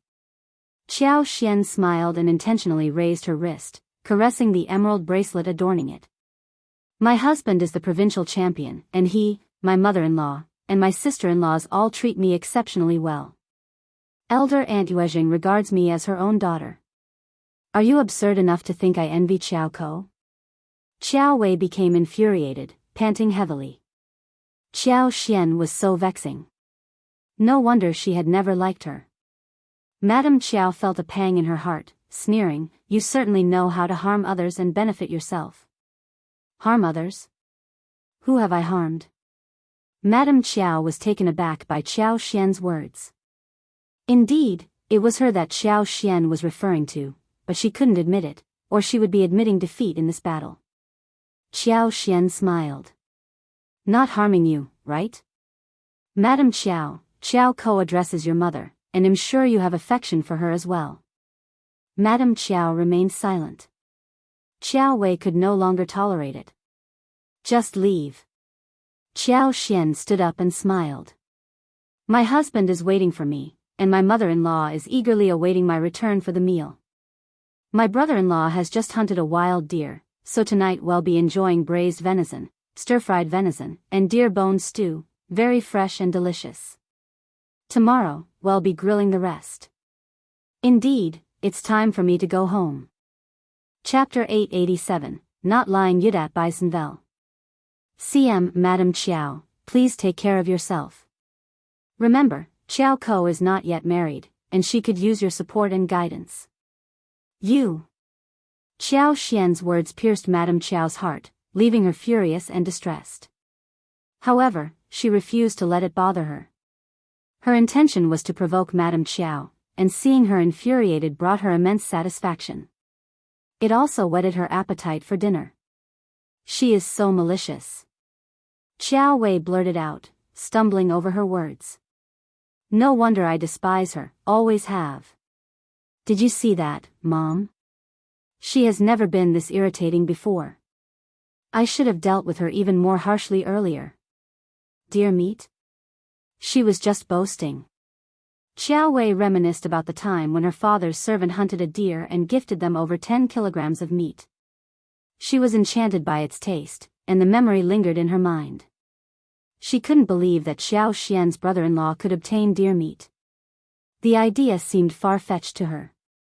Madame Qiao's expression darkened. She couldn't fathom that Qiao Xian would lie about such a matter. If Qiao Xian truly had a skillful brother-in-law who could hunt deer, it implied that he possessed exceptional hunting abilities and could provide them with a variety of wild game regularly. Deer were notoriously challenging to hunt due to their cautiousness and swiftness. If Qiao Xian's brother-in-law could catch a deer, he would surely be capable of capturing smaller animals as well. Yet, Qiao Xian had never brought any wild animal for them.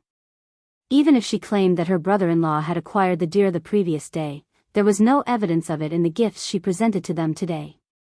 Madame Qiao, filled with annoyance, turned to Auntie Ling and commanded, "Inform the old master about what Qiao Xian said to us." "Yes, Madam Qiao." Auntie Ling was skilled in stoking the flames, and she was determined to do just that. Word of this quickly reached County Magistrate Qiao's ears. He learned that Qiao Xian's brother-in-law possessed exceptional hunting skills, resulting in their consumption of wild game throughout the year. Furthermore, it was reported that he had recently captured a wild deer. However, neither his daughter nor his son-in-law had considered offering any of it to him as a gift. County Magistrate Qiao's fury swelled upon hearing this news. Initially, he contemplated sending someone to investigate the matter, but he quickly dismissed the idea. What purpose would it serve to delve into such a matter? Discovering the truth would be utterly humiliating. Moreover, the story held an air of believability. He had underestimated them. Qiao Xian had never been one to display modesty or honesty. She harbored numerous ulterior motives, and his wife's judgment of her had never been wrong. He decided to wait and see what Qiao Xian and Shao Yunduan would do next. He was confident that they would eventually come begging at his door, seeking his assistance. So County Magistrate Qiao, who had been persuaded by Madame Qiao, wrote one letter to the Qiao family in the capital, telling them to look into Shao Yunduan and give him a hard time. Shao Yunduan and Qiao Xian left the mansion and Shao Yunduan took Qiao Xian's hands, saying, "What about eating at restaurant Yanhe? Then we can go home after that." Qiao Xian nodded with a smile. "Sure, I want the crispy duck from there. Let's take one portion home." The couple did not ask for a separate room after going into the restaurant, but chose a place in the hall. Many people recognized Shao Yunduan, as did the manager of the restaurant, who greeted him happily. Shao Yunduan and Qiao Xian went to the in-laws' family to give presents, but they did not even get to eat lunch at home. Soon the story would go that the couple were forced to eat at a restaurant. Chapter 888, Purpose Yudat by Senvel. CM That was the reason Qiao Xian and Shao Yunduan chose to have lunch at this particular restaurant. It hadn't crossed Qiao Xian's mind until they sat down and began ordering. She suddenly realized, "Oh, 1C." She then smiled at Shao Yunduan. Shao Yunduan lightly pinched her wrist and whispered, "He initiated this first, and we have nothing to hide. Well, let him experience what it feels like to have no defense." Qiao Xian's heart warmed, and she smiled. "Darling, your words make me even hungrier. We're definitely going to indulge in more delicious food later." Shao Yunduan chuckled. "All right. I'll have an extra bowl of rice with you. Let's order 2 additional dishes." Qiao Xian laughed and nodded. "Sounds good. A celebration indeed." "Absolutely." They exchanged smiles. After finishing their lunch, they packed a portion of crispy duck to take home and leisurely made their way back. As expected, news of this incident spread throughout the town. People were fond of hearing and discussing gossip related to officials' families, often sharing such information among themselves. 3 days later, County Magistrate Qiao learned about the incident from a reluctant informant. Anger surged within him, clogging his chest. Those 2 wretches. They must have done this deliberately. They were intentionally tarnishing his reputation. County Magistrate Qiao had never anticipated that this couple possessed so many tricks, successfully setting him up without revealing their hand. Pay a visit to Shouting Village. Never mind, you'll see what else they're capable of. Bah, I shouldn't dwell on this. County Magistrate Qiao sneered, knowing that he would soon be transferred back to the capital. This country was far removed from the capital, so the story wouldn't reach there. Their tricks would have no practical impact on his reputation, except perhaps in his own mind for a brief moment. It was all utterly useless. How dare Shao Yunduan engage in such futile endeavors? He had overestimated him in the past. Little did he know that Shao Yunduan was laying the groundwork for a larger scheme by starting with these small actions. Shao Yunduan and Qiao Xian aimed to sever all ties with County Magistrate Qiao and the Qiao family, so that they could separate completely. Even if a major incident were to occur eventually, no one would be able to morally condemn them, thanks to the foundation they had built through these minor actions. If the world came to know that County Magistrate Qiao and Madame Qiao had never truly cared about or treated them as part of the family, dealing with the situation would be much easier. Qiao Xian was elated that County Magistrate Qiao had been ensnared. More importantly, she was grateful to have someone who protected and defended her, a feeling she relished. As for her father, she knew he would despise her for orchestrating all of this. But that was precisely what she intended. The ancestors were honored with tribute during the Minor New Year, and now the eve of the New Year had arrived. The first section of the family celebrated New Year's Eve in solitude. Shao Yunduan was preparing to travel to the capital to take part in the spring examination, while Qi was set to join the army. It would be a considerable amount of time before the entire family could be reunited in one place. As a result, they were eagerly anticipating this year's dinner together. Eldest uncle had initially planned to gather all three branches of the family for a joyous and lively celebration. However, various circumstances arose, leading to the second branch being estranged from the family, and it wouldn't be appropriate for the third branch to celebrate alone. Thus, eldest uncle chose not to bring up the idea. On New Year's Eve, the family members were engaged in putting up couplets, hanging paper cuttings, displaying auspicious words, and hanging lanterns. The atmosphere was filled with anticipation and happiness. Chapter 889, Extra Many People Yudat by Zenvel. CM Ms.Zhang graciously assisted Taotao and Ms. Su in creating paper cuttings, including designs such as 5 blessings for longevity, good grains, more than every year, precious flowers and birds, pomegranate vase, peonies blooming, birds and flowers, magpies and plum blossoms. Nis. Yen possessed great skill in this craft. With paper in one hand and scissors in the other, she swiftly brought forth intricate and beautiful patterns. The rest of the family admired her talent and craftsmanship. The paper cuttings adorning the glazed windows appeared stunning, each lifelike and displaying a variety of patterns and designs. A string of red lanterns hung gracefully under the eaves of the corridor. Round in shape, neither too big nor too small, they were adorned with golden tassels. When lit at night, their gentle red glow cast an auspicious and festive ambience throughout the courtyard. Shao Yunduan took on the task of writing the couplets, meticulously crafting them on red paper. Over the years, Shao Yunduan had shouldered this responsibility. In fact, he had even helped numerous villagers with their couplets as well. This year, many people sought his assistance. After all, Shao Yunduan was no longer just a cultivated talent, he had achieved the esteemed title of provincial champion. Though the act of writing remained the same, the significance held greater weight. Couplets penned by a provincial champion undoubtedly brought more auspiciousness than those written by a cultivated talent. Furthermore, if Shao Yunduan were to ascend to the ranks of an advanced scholar or become an official, he would not readily distribute couplets. Perhaps only the land officer and certain elderly men within the clan would receive them, while other families would refrain from making such requests out of respect for government officials. However, Shao Yunduan did not decline any requests this time. The atmosphere in the village was filled with joy and excitement as people gathered around a table that was brimming with guests.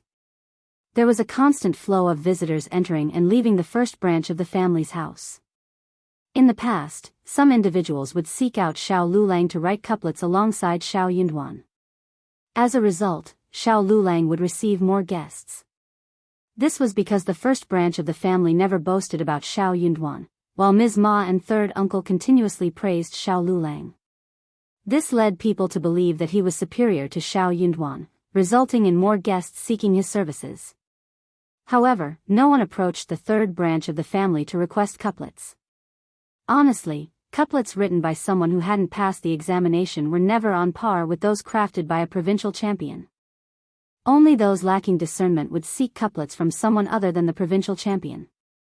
Ms. Ma and third uncle had eagerly anticipated villagers seeking their couplets, as it was a day they took immense pride in. They simply relished the praise and the sight of others feeling envious. But this year, no one came knocking on their door.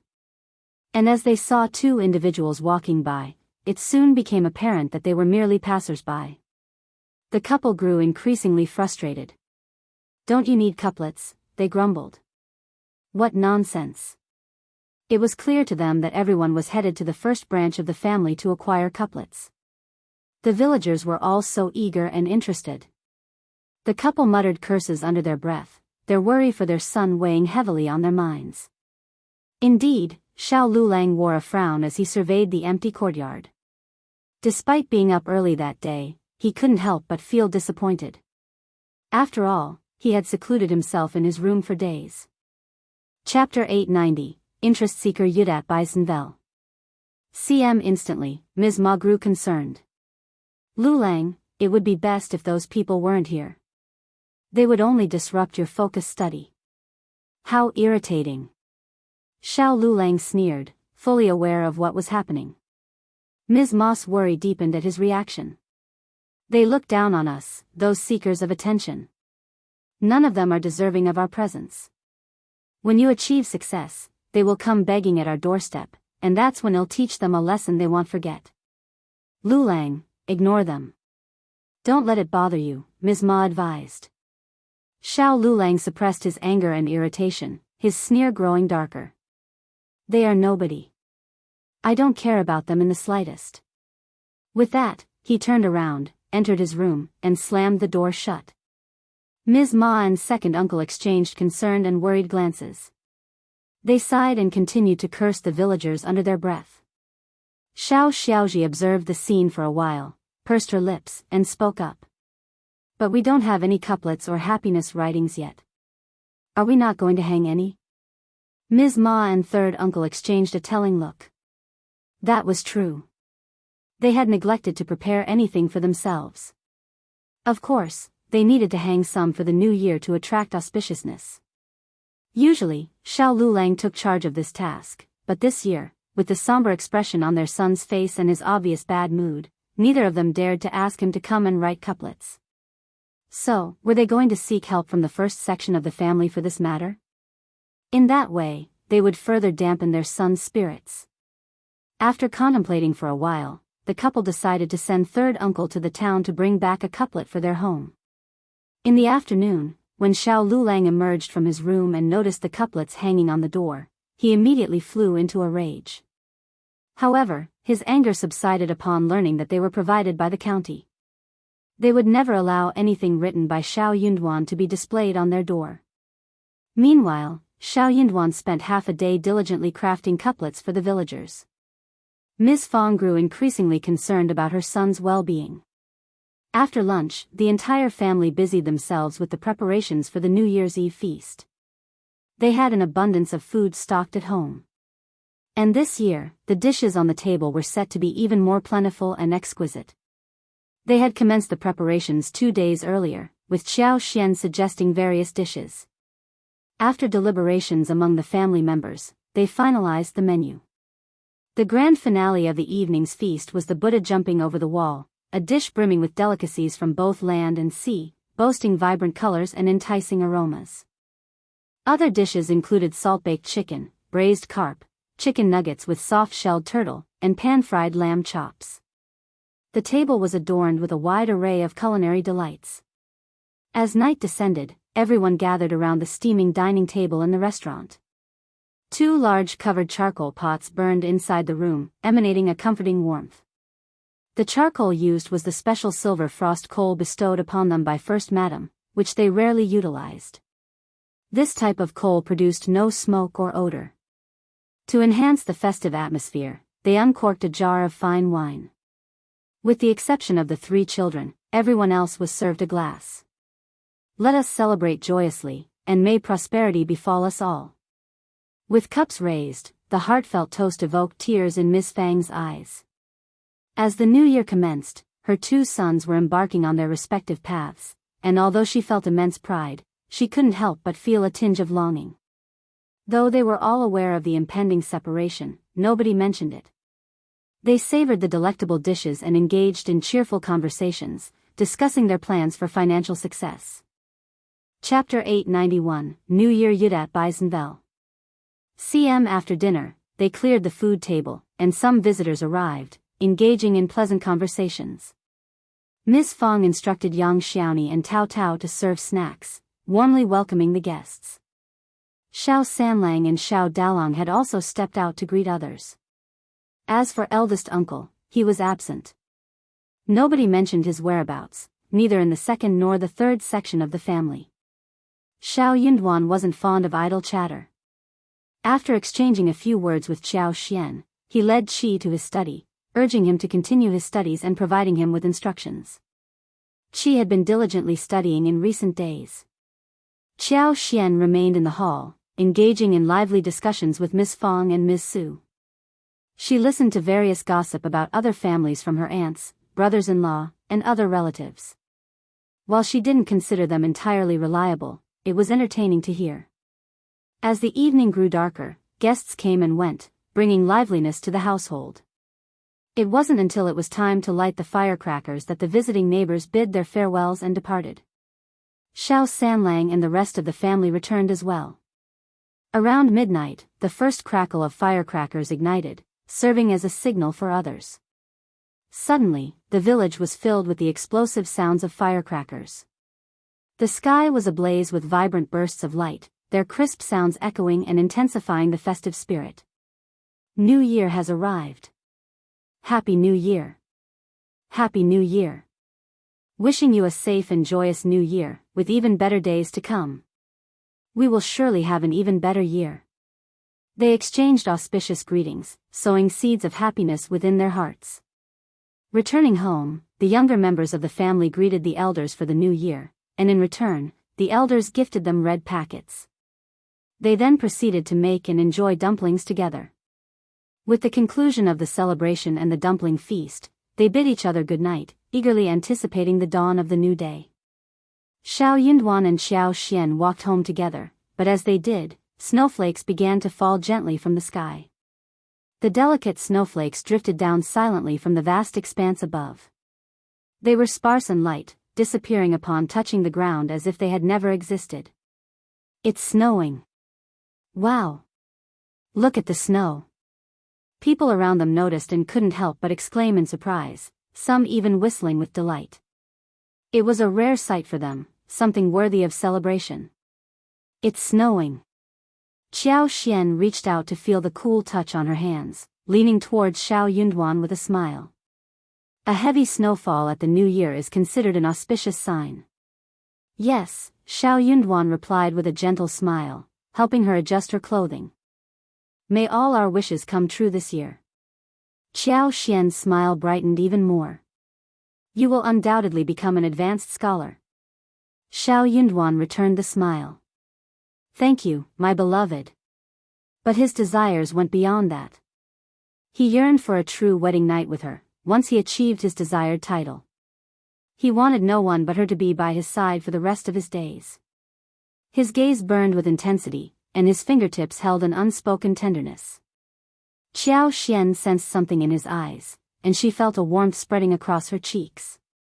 Gradually, that warmth intensified, making her blush with bashfulness. Chapter 892, Not Ready Yet by Zinvel. CM Qiao Xian cast her gaze downward, her heart pounding in her chest. Suddenly, she felt Shao Yunduan's warm hand enveloping hers. A rush of heat surged through her hand, causing her cheeks to flush instantly. Darling, Shao Yunduan's soft laughter filled the air, causing Qiao Xian to startle. Instinctively, she withdrew her hand, mumbling, "It's getting late. Let's just go to bed." She didn't want to hear what he had to say next. Whatever it was, she wasn't ready to face it yet. Okay. Shao Yunduan chuckled. It is getting late, let's rest. Qiao Xian felt a tinge of strangeness in his words. She hadn't meant anything other than going to sleep, but his tone seemed to imply something more. Her blush deepened, and she shot him a playful glare before turning away and leaving. Shao Yunduan chuckled softly. Qiao Xian's face grew even hotter. She hurriedly increased her pace, slamming the door shut behind her. Shao Yunduan looked up at the dark sky, a contented smile on his lips, and made his way to the bedroom. After all, she was his wife, and there was no need to rush. On the first day of the new year, joyous greetings filled the air as relatives paid their annual visits. Nis. Fong had anticipated a large number of relatives visiting them this year, so she quickly prepared herself and her daughters-in-law for the occasion. She also gave instructions to her sons and daughters-in-law on how to handle themselves. The most important rule was not to make any promises or misuse their power in a way that would tarnish Shao Yunduan's reputation. On the second day of the new year, Ms. Fang, as the mother-in-law, allowed her daughters-in-law to visit their respective homes, but she herself did not return to her own home. Qiao Xian, not bound by tradition, chose to stay at home instead. Only Ms. Su, Shao Dalong, and their 3 children went back to Ms. Su's home for a visit. From the third day of the new year onward, various relatives and friends began to visit their household. Ms. Fang warmly welcomed them together with her daughters-in-law. Some visitors flattered her with gifts, and she would assist those genuinely in need of help due to poverty. However, she made sure to write an IOU note whenever money was lent out. There were also those who inquired about their properties, a topic that disgusted Ms. Fang, who attempted to divert their attention elsewhere. Some individuals, driven by greed, attempted to engage in business deals with Ms. Fang, but she firmly declined their offers. Most people understood when their persuasion was ineffective and stopped pushing further. However, there were a few audacious ones who resorted to threats against Ms. Fang. Unfazed by their intimidation, she stood her ground and even retorted on occasion. Their actions had offended certain individuals, who took the opportunity to spread complaints about their family. They accused Ms. Fang and her family of neglecting their relatives now that they had wealth. Ms. Fang chose to disregard these baseless accusations. Nevertheless, they couldn't sacrifice their own family's well-being just to please distant relatives. On the 5th day of the new year, Madame Qiao sent someone to fetch Qiao Xian, informing her of an important guest at their home and requesting her presence to receive them for a few days. Chapter 893, Qiao Mansion Yudat Bisenvel. She was the only one invited, not Shao Yunduan. Shao Yunduan was very worried. He held Qiao Xian's hands tightly, expressing his disapproval of her going alone. Don't feel at ease with you going to the mansion. What if something happens to you? Shao Yunduan had no trust in Madame Qiao whatsoever. He couldn't fathom the actions of a person like her. His wife was kind and gentle, and if she went to the Qiao family alone, she would be like a lamb in a tiger's den. Spending the night there was out of the question, as she would be devoured. If you insist on going, I will accompany you. He didn't believe that the Qiao family would dare to push him away, even if he were there. Seeing Qiao Xian's concern for him, he smiled. Darling, don't worry. I will go alone. I want to see what they are up to. I will take good care of myself. Remember, I am the wife of the provincial champion, and they wouldn't dare lay a finger on me. Shao Yunduan still didn't agree. He furrowed his brow. Don't trust Madame Qiao. She was so wicked that she had even attempted murder. There was nothing she wouldn't do. Officer Qiao is a reasonable man. He won't let her do anything foolish. Shao Yunduan was taken aback, that was true. Yet, he still couldn't put his mind at ease. Helpless, Qiao Xian approached him and whispered, I have bribed 2 individuals who will assist me. Don't worry, one will find out what Madame Qiao is capable of. Shao Yunduan remained silent but refused to let her go alone. He ordered Li Xia and Li Qiao to accompany her. However, Qiao Xian insisted on bringing only Li Xia with her. She was not a feeble woman. If Madame Qiao did not want to provoke her, then she would teach her a lesson she would never forget. Qiao Xian possessed magical powers and could wield them as a deadly weapon at any moment. She had no fear of someone like Madame Qiao, a mere clown. It seemed that Madame Qiao attached great importance to this esteemed guest, as she sent Auntie Ling to fetch her. Shao Yunduan was determined to separate Qiao Xian from them, to have her alone. Li Xia, in Auntie Ling's eyes, was just an insignificant maid. Auntie Ling paid her no mind, as long as Shao Yunduan wasn't accompanying them. Shao Yunduan guided Qiao Xian into the carriage and only released her hands after a long while. He emphasized, take good care of yourself, and above all, ensure your safety. I will come to pick you up in 2 days. Qiao Xian obediently nodded. Don't worry, my husband. Auntie Ling maintained a neutral expression on her face, though inwardly she felt a sense of disdain. Madame Qiao was not foolish. She wouldn't engage in something so unreasonable at this moment. This provincial champion was far too inexperienced to face this situation. Inside the wagon, Auntie Ling sat beside Xiao Xian, her eyes lowered, showing no intention of engaging in conversation. Xiao Xian remained composed and paid no attention to Auntie Ling. Li Xia, aware of the animosity between her young madam and the Qiao family, felt a twinge of nervousness. She cautiously glanced at Auntie Ling but quickly averted her gaze. Upon arriving at the Qiao mansion, Auntie Ling led Xiao Xian and her maid to the courtyard, set down the luggage, and went to meet Madame Qiao. Madame Qiao was engaged in conversation with a lady of similar age, while Qiao Wei and a few maids from both sides were also present. Chapter 894, At a loss. Yudat by Zenvel. CM. As Xiao Xian entered, 7 or 8 pairs of eyes turned towards her, giving her a meaningful gaze. The Qiao family was clearly conveying a message through their looks. Qiao Wei wore a proud expression on her face, relishing in Xiao Xian's discomfort. Xiao Xian couldn't comprehend the situation, she just couldn't grasp it. With outsiders present, everyone maintained a facade of respect towards one another. Xiao Xian stopped fixating on Madame Qiao and greeted her with a smile. Madame Qiao reciprocated the greeting and introduced the lady.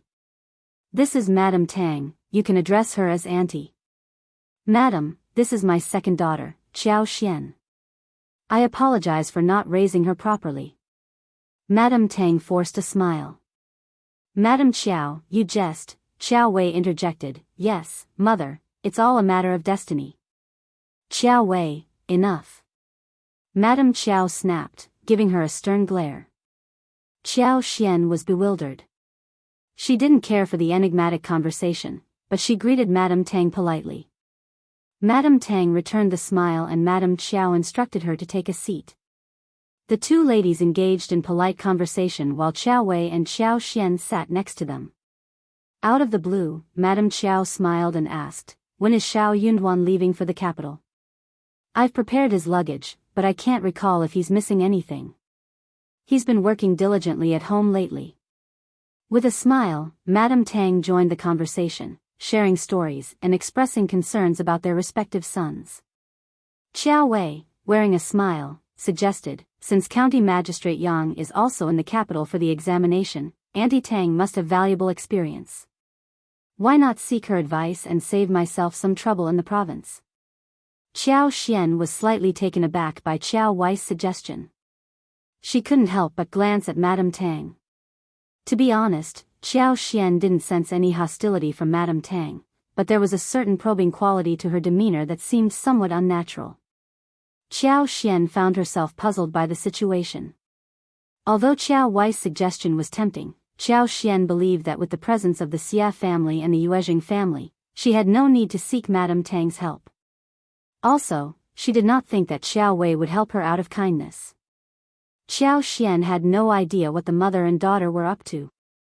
So she stayed silent, smiled, and lowered her eyes. Madame Qiao smiled. Our Xian is a shy girl. If Madame Tang is willing to teach her, it would be an honor for her. Madame Tang couldn't tolerate it any longer. She forced a smile. I'll recall that the Qiao family is from the capital, and we need not go through so much trouble. When we are in the capital, the Qiao family will take care of us, and we will be cautious. I didn't come here to say anything. Of course, if you need any advice, second miss, I will share everything I know. Madame Qiao laughed. That's true, I apologize. All right, Xian, go and take a break. I will have someone fetch you for dinner. Wei, keep your sister company. Understood, Mom. Qiao Wei stood up with a smile and asked Xiao Xian to leave. Xiao Xian bid farewell to the two ladies and followed Xiao Wei out. As they walked out of the yard, Xiao Wei scrutinized her from head to toe and snorted. You should consider yourself fortunate that Madame Tang is willing to teach you, yet you remain so aloof. What's with the airs you're putting on? Xiao Xian replied, Sister, your concern for me touches my heart. I'm deeply moved. Chapter 895, Evil Intentions. Nvel. C-Omicron-M, stop being so strange.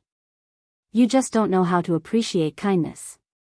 Rather than getting angry, Qiao Xian smiled calmly. Elder Aunt Ms.Zhang has already done your investigation for me. Besides, the Xia family is also present, and young Nyaster Xia will be providing guidance to my husband. I don't need to do anything further. Qiao Wei. How irritating. Qiao Xian had struck right at her heart. Qiao Wei simply couldn't understand or accept that Qiao Xian was such a detestable woman. Why did First Madam favor her so much? Qiao Wei glared at Qiao Xian and coldly remarked, "Aren't you curious about who Madame Tang is?" Qiao Xian had also speculated that Madame Tang was no ordinary person, and there might be some connection between them. However, she couldn't quite grasp the situation. Wasn't she curious? No. Should she ask Qiao Wei or Madame Qiao? That was unlikely.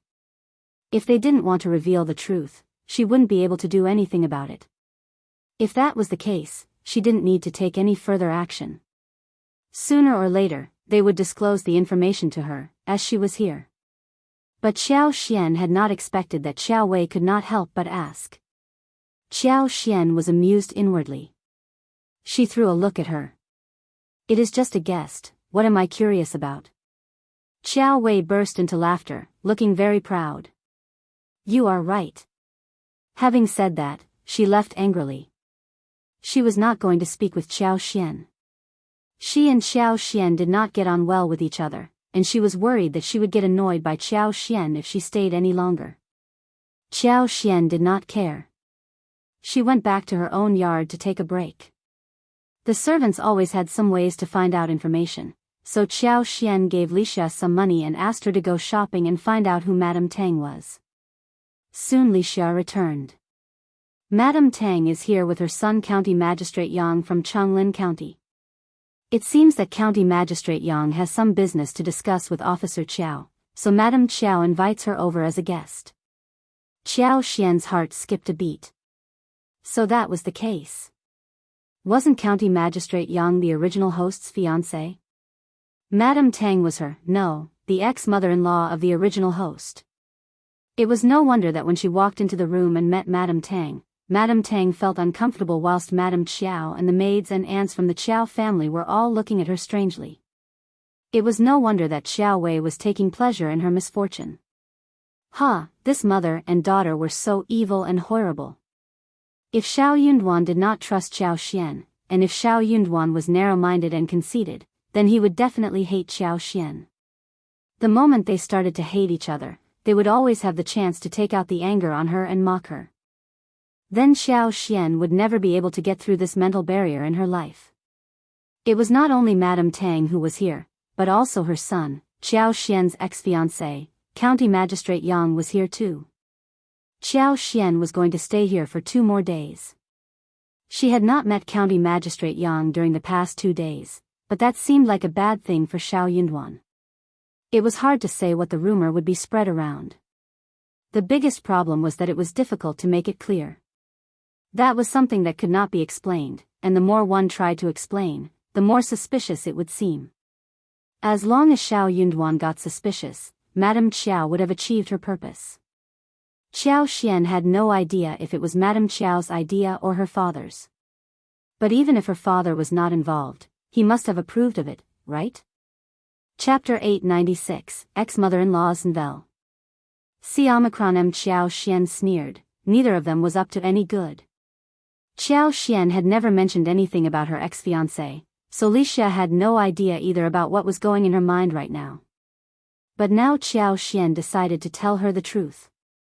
Because even if she did not say a thing, Lixia would soon know about it. Lixia, do you know who Madame Tang and her son are? Elle don't know. Lixia was confused. What did her miss mean? Qiao Xian smiled. County Magistrate Yang is my ex-fiancé.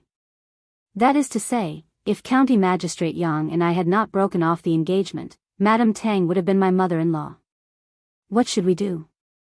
Miss, County Magistrate Yang is here too. What if fifth young master misunderstands us? Lixia got anxious instantly. Look, even if Lixia was just a maid, she still understood the pros and cons. We are here and can't leave so easily. Also, what is there to be afraid of? But I know what is going on, and one have to do something about it. Go to Mingren Tang Clinic and tell Manager Qin about this, and ask him to get someone to Shaoding Village to tell my husband about it, too. Okay, I will do that now. Very good. No one stopped Xiao Xian when she asked Li Xia to go out and buy stuff for her. Soon Li Xia arrived at Mingren Tang and passed on Xiao Xian's message. Manager Qin, who had been hoping for Xiao Xian and the Shao family to provide him with quality herbs, was taken aback when he heard the words. He couldn't help but curse Madame Qiao for her wickedness. Don't worry, Miss Li Xia, I will go up to Shaoding Village now. I will go there personally. The fewer people who knew about this, the better. There would be some confusion when the message was passed around, so he might as well go there personally. Li Xia thanked him and replied to Xiao Xian. What Xiao Xian had not expected was that Lu Yan would have sneakily told her who Madame Tang was. Shao Yunduan let out a sigh of relief when he heard the news in the intermediate of Shaoding Village. Shao Yunduan thanked Manager Qin with a smile, which surprised Manager Qin. But seeing that Shao Yunduan trusted Xiao Xian, Manager Qin let out a sigh of relief. He had a very good impression of Xiao Xian, and he admired her deeply. So he hoped that she and Shao Yunduan could get on well. Shao Yunduan did not seem so bothered. The unknown should have been the scariest thing. When he knew what was going on, he would not have to worry a thing anymore. He was not going to suspect Xiao Xian because of this. Xiao Xian had never met her ex-fiancé who had been engaged with her, and she was already married to Shao Yunduan himself. She treated him and his family so well, and he could see that clearly. So how foolish he would have been to suspect Xiao Xian and hurt her just because Madame Qiao tried to sow discord. He could not bear to do that. He was solely concerned about Xiao Xian's well-being and didn't want her to suffer any harm. If that was Madame Qiao's intention, he believed she couldn't harm him or Xiao Xian. In his perspective, he wasn't even a significant presence. He was just an ex-fiancé whom Xiao Xian had never met. How could she possibly have any feelings for him? It was a ridiculous notion. Nevertheless, Shao Yunduan made up his mind to bring Xiao Xian back home the next day. She was his wife after all. In the backyard of the government office, Xiao Xian attended the banquet alongside Madame Tang and County Magistrate Yang. As nobody had introduced Madame Tang and her son to Xiao Xian, she chose to feign ignorance about the matter. Chapter 897, Mrs. Tang's Displeasures Nvel. C-Omicron County Magistrate Yang discreetly assessed Xiao Xian. She noticed his gaze but chose not to respond. He was a stranger to her. As the men and women took their seats, County Magistrate Qiao exchanged greetings with County Magistrate Yang through the screen, while Madame Qiao greeted Madame Tang alongside Ojio Xian. Once the banquet began, Madame Qiao wore a bright smile and welcomed their guests warmly. Madame Tang reciprocated the greetings but avoided direct eye contact with Xiao Xian. Occasionally, their eyes met briefly before Madame Tang looked away. Suddenly, Madame Qiao let out a sigh and glanced at Xiao Xian as she spoke to Madame Tang with a smile. Our old master will be transferred back to the capital in a few months.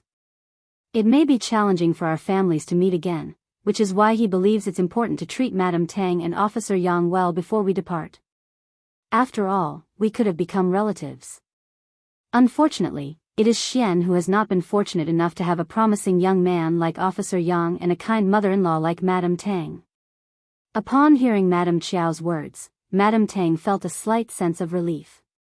She smiled and replied, "That is all in the past, Madame Qiao. There is no need to mention it anymore." Madame Qiao continued with a smile, "You're right, we should not dwell on the past. It was an unexpected turn of events, but I'm glad old master and I are reassured. Even if we can't become in-laws, we can still get to know each other. Perhaps when Officer Yang is promoted to the capital in the future, we can develop a closer relationship." Having an additional friend meant having another connection within the court. No one would willingly offend their peers unless it was absolutely necessary. Madame Tang was well aware of this, so she quickly engaged in a friendly conversation with Madame Obio. Initially, Madame Tang did not hold a high opinion of Qiao Xian, her son's former fiancé, after he passed the imperial examination. However, her son had performed exceptionally well and received a promotion the following year. It was a promising future, a rare achievement. He was still very young. If it weren't for this troublesome marriage alliance, her son could have been chosen by noble ladies in the capital and become the son-in-law of a prestigious family, propelling him to even greater heights in the capital. Although becoming the head of a county at such a young age was already impressive, wouldn't it be better for him to have an even brighter future? Her son was a top student, young, and handsome. When Madame Qiao sent a letter stating that something had occurred, leading to the annulment of the engagement between Obio Xian and her family, Madame Tang was overjoyed. When she heard that Qiao Xian had become involved with a poor girl from the countryside and had her reputation tarnished, Madame Tang found even greater satisfaction, considering it as her revenge. She believed that it was Qiao Xian who had ruined her son's future, so she took pleasure in her misfortune. Madame Tang had anticipated that Qiao Xian would live a wretched life. However, to her surprise, upon Madame Qiao's invitation, Qiao Xian appeared remarkably beautiful and graceful. Furthermore, her impoverished husband, who was a cultivated talent, was preparing for the intermediate examination. Soon, they would be taking the examination in the capital. Well. Upon their first meeting, Madame Tang experienced a mix of complex and uneasy emotions. However, Madame Tang had forgotten a crucial detail. When her son and Qiao Xian were engaged, she had already lost her husband. Chapter 898, Forgotten Zenvel. She and her mother-in-law relied on each other to raise their 7-year-old son. And Qiao Xian's birth mother had provided the necessary capital of 60 liang, and they would have struggled to support their son's education. The local bullies would have taken advantage of their vulnerability and seized their land. Their lives would have taken a completely different path. She had even forgotten the promise she made to her late mother-in-law, to treat Qiao Xian well and regard her as a daughter once she married into the family. All of these important details slipped her mind. However, Qiao Xian was completely unaware of these circumstances. From the original host's memories, she only knew that her own mother, who was a concubine, had also been cherished. Taking advantage of her father's favor, she had pleaded for justice. Perhaps due to Qiao Xian being an orphaned girl, Madame Qiao had approved of her request. Since County Magistrate Qiao had left his position, there had been no news from her fiancé's family.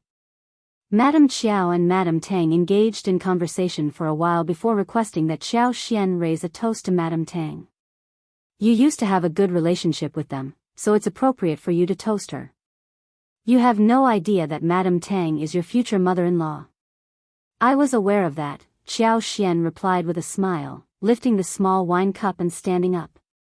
She spoke politely, Auntie Tang, as my senior, it is my duty to show respect. I wish you a long and healthy life. Qiao Xian felt a sense of gratitude towards Madame Tang for sparing her from marrying into their family. If she had married into the Qiao family, she wouldn't have had the opportunity to be with Shao Yunduan. Comparatively, Madame Tang wasn't as terrible as Madame Qiao, but she was far from being an easygoing mother-in-law. She couldn't even compare to her own mother-in-law. Dealing with a mother-in-law like her was truly tormenting. Madame Qiao and the others were taken aback. They had hoped to catch Qiao Xian off guard, making her stumble and embarrass herself. How did she know about this? Who had informed her? Qiao Wei glared at Qiao Ko. Qiao Ko looked very innocent. She did not even see Qiao Xian today. Why was that related to her? Madame Tang was not feeling very comfortable either. She felt that it was Qiao Xian's loss to have missed such a wonderful son like her. Qiao Xian should feel sad, grievous and disappointed. But Qiao Xian was so open to them, and she was even congratulating her with a smile. She did not show any emotion that she should. That displeased her. She could look down at Qiao Xian, but Qiao Xian had lost such a great suitor like her son. Wasn't she saddened and regretful? Could it be that she was looking down at her own family and her own son? How ridiculous. Madame Tang nodded slightly, raised the cup and took a sip, saying with a small smile. "Second miss, you are a very steady woman, and you must be having a good time after marriage, right?" Qiao Xian nodded with a smile. "Thank you for your concern, Auntie. My husband, mother-in-law, and my sisters-in-law are all very nice to Mel. The whole family is getting on well with each other." "That is good, then I am assured. One just can't believe what I heard. Second miss, you have to be careful in the future." "Thank you, Auntie. I can't believe that either. The maid asked me to watch the fish by the lake and then left to fetch the tea. I never saw who pushed me into the lake, and I still have no idea." Madame Tang's face changed. "All right, Qiao Xian." Madame Qiao threw a cold look at her. "Don't talk nonsense."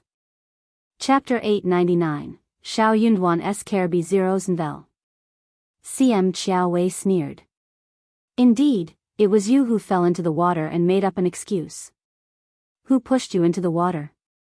"Don't talk nonsense, you must have misunderstood."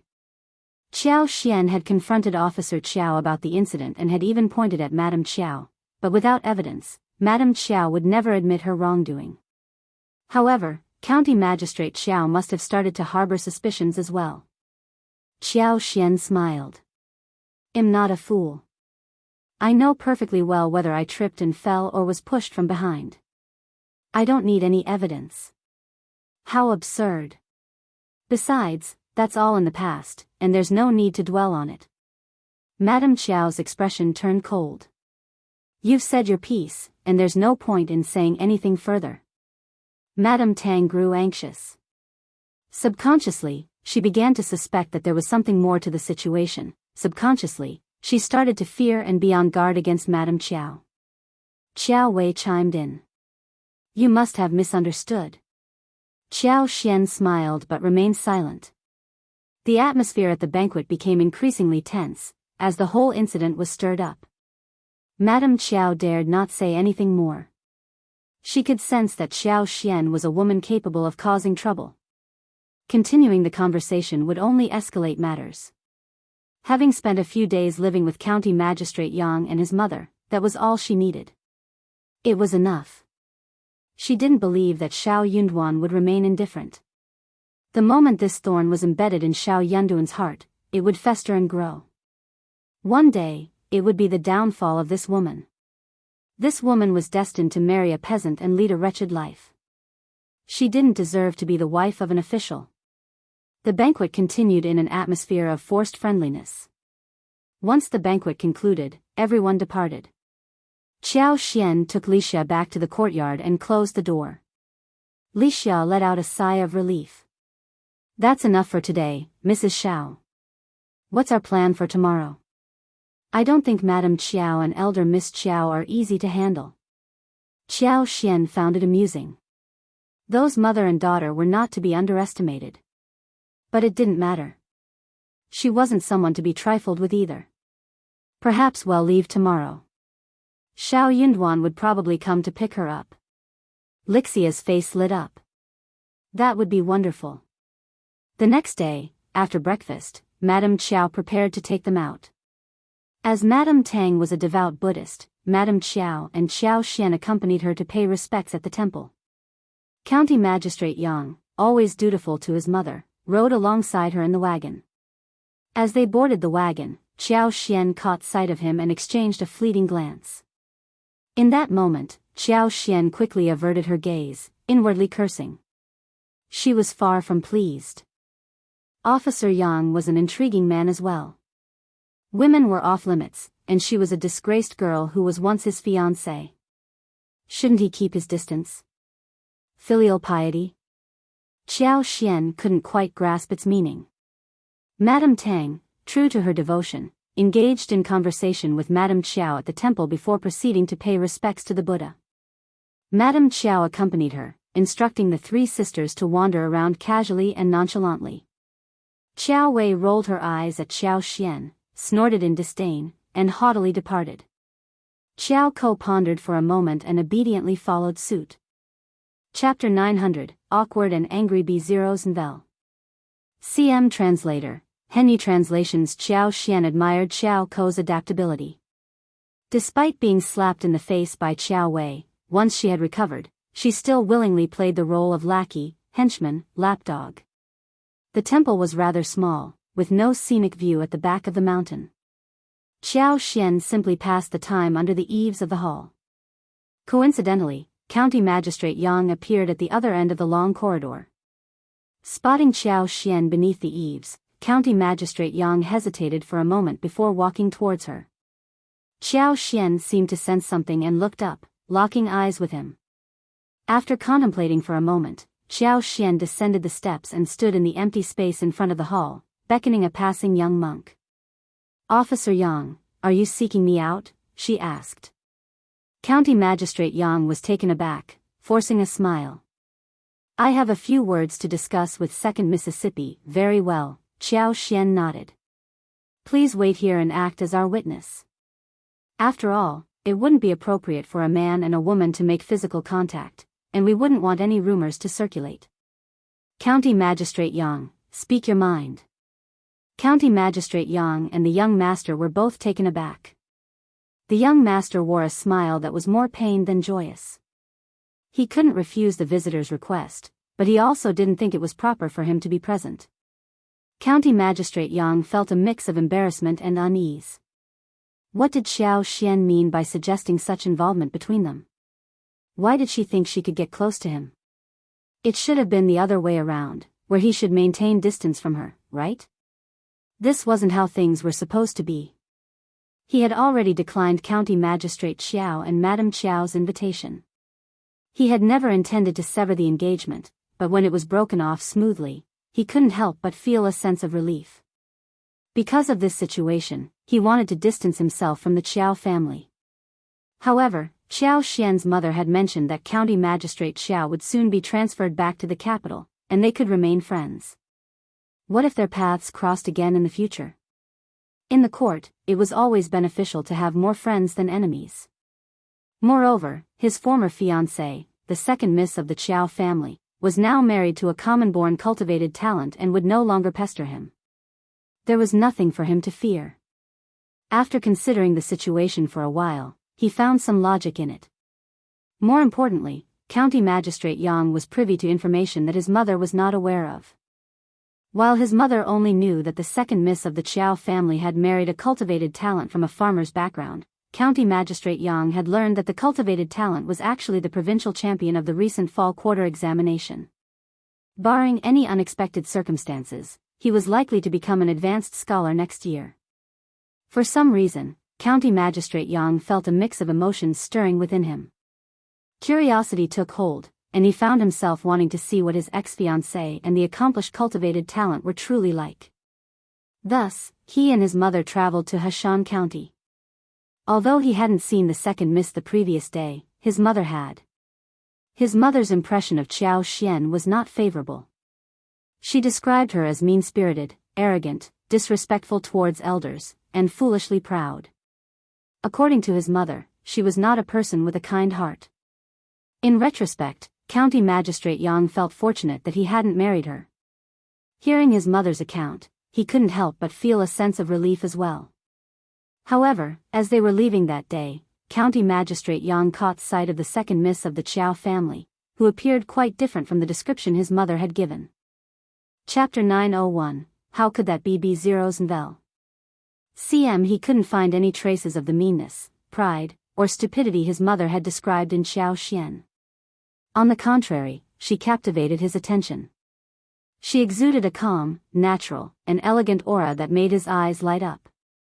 Despite the obvious ostracization and isolation from Madame Qiao, her mother, and the Qiao family servants, Qiao Xian walked among them without a trace of timidity, embarrassment, or anger.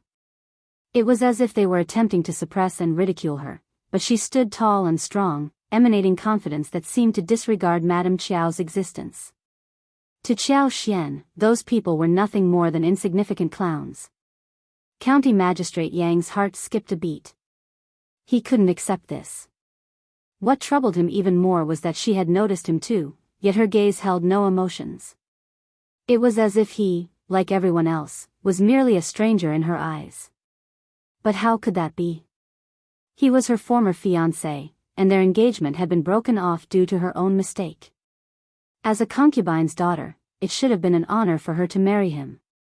Yet, she showed no reaction upon seeing him. She glanced at him briefly and then averted her gaze. He felt so insignificant in Xiao Xian's eyes.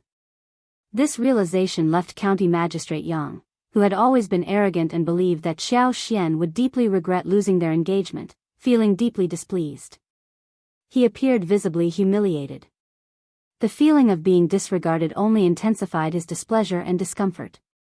Eventually, he reached a breaking point. When he spotted her in the intermediate temple, he unconsciously made his way towards her. He felt the need to engage in a conversation with her, even though he had no clear idea of what he wanted to discuss. What he hadn't anticipated was Xiao Xian's frank and composed demeanor, to the point where she even called upon a young master to act as a witness. County Magistrate Yang was both taken aback and further humiliated. Who did Second Miss think he was? Did she believe that he would pursue her relentlessly, harboring ulterior motives towards her? How absurd! County Magistrate Yang suppressed the bitterness in his heart, forcing a neutral smile as he observed Xiao Xian. Second Miss seems to be faring well lately. Xiao Xian replied with a smile, "Thank you, the bitterness has indeed subsided." Xiao Xian spoke the truth. Although she wasn't the original host, she was aware of the numerous hardships the original host had endured. Xiao Xian had no intention of taking advantage of Madame Qiao. She aimed to reveal the truth. However, County Magistrate Yang, who had been feeling displeased, couldn't help but show a slight change in his expression. He felt exposed. So Xiao Xian was implying that her suffering had been a result of the marriage alliance, but now that she was going to marry cultivated talent Shao, all her grievances would vanish. How confident she was to utter such words in his presence. County Magistrate Yang responded with a harsh tone, "Second Miss, aren't you afraid of being misunderstood? People might think you're complaining about your mother's family." Xiao Xian calmly replied, "Officer Yang, as a daughter born from a concubine without a mother, do you believe I would have a better life without my birth mother around?" You're tuning into the Biyao's Wuxia Chronicles YouTube channel. Don't forget to subscribe and join us on this journey to catch the most captivating stories.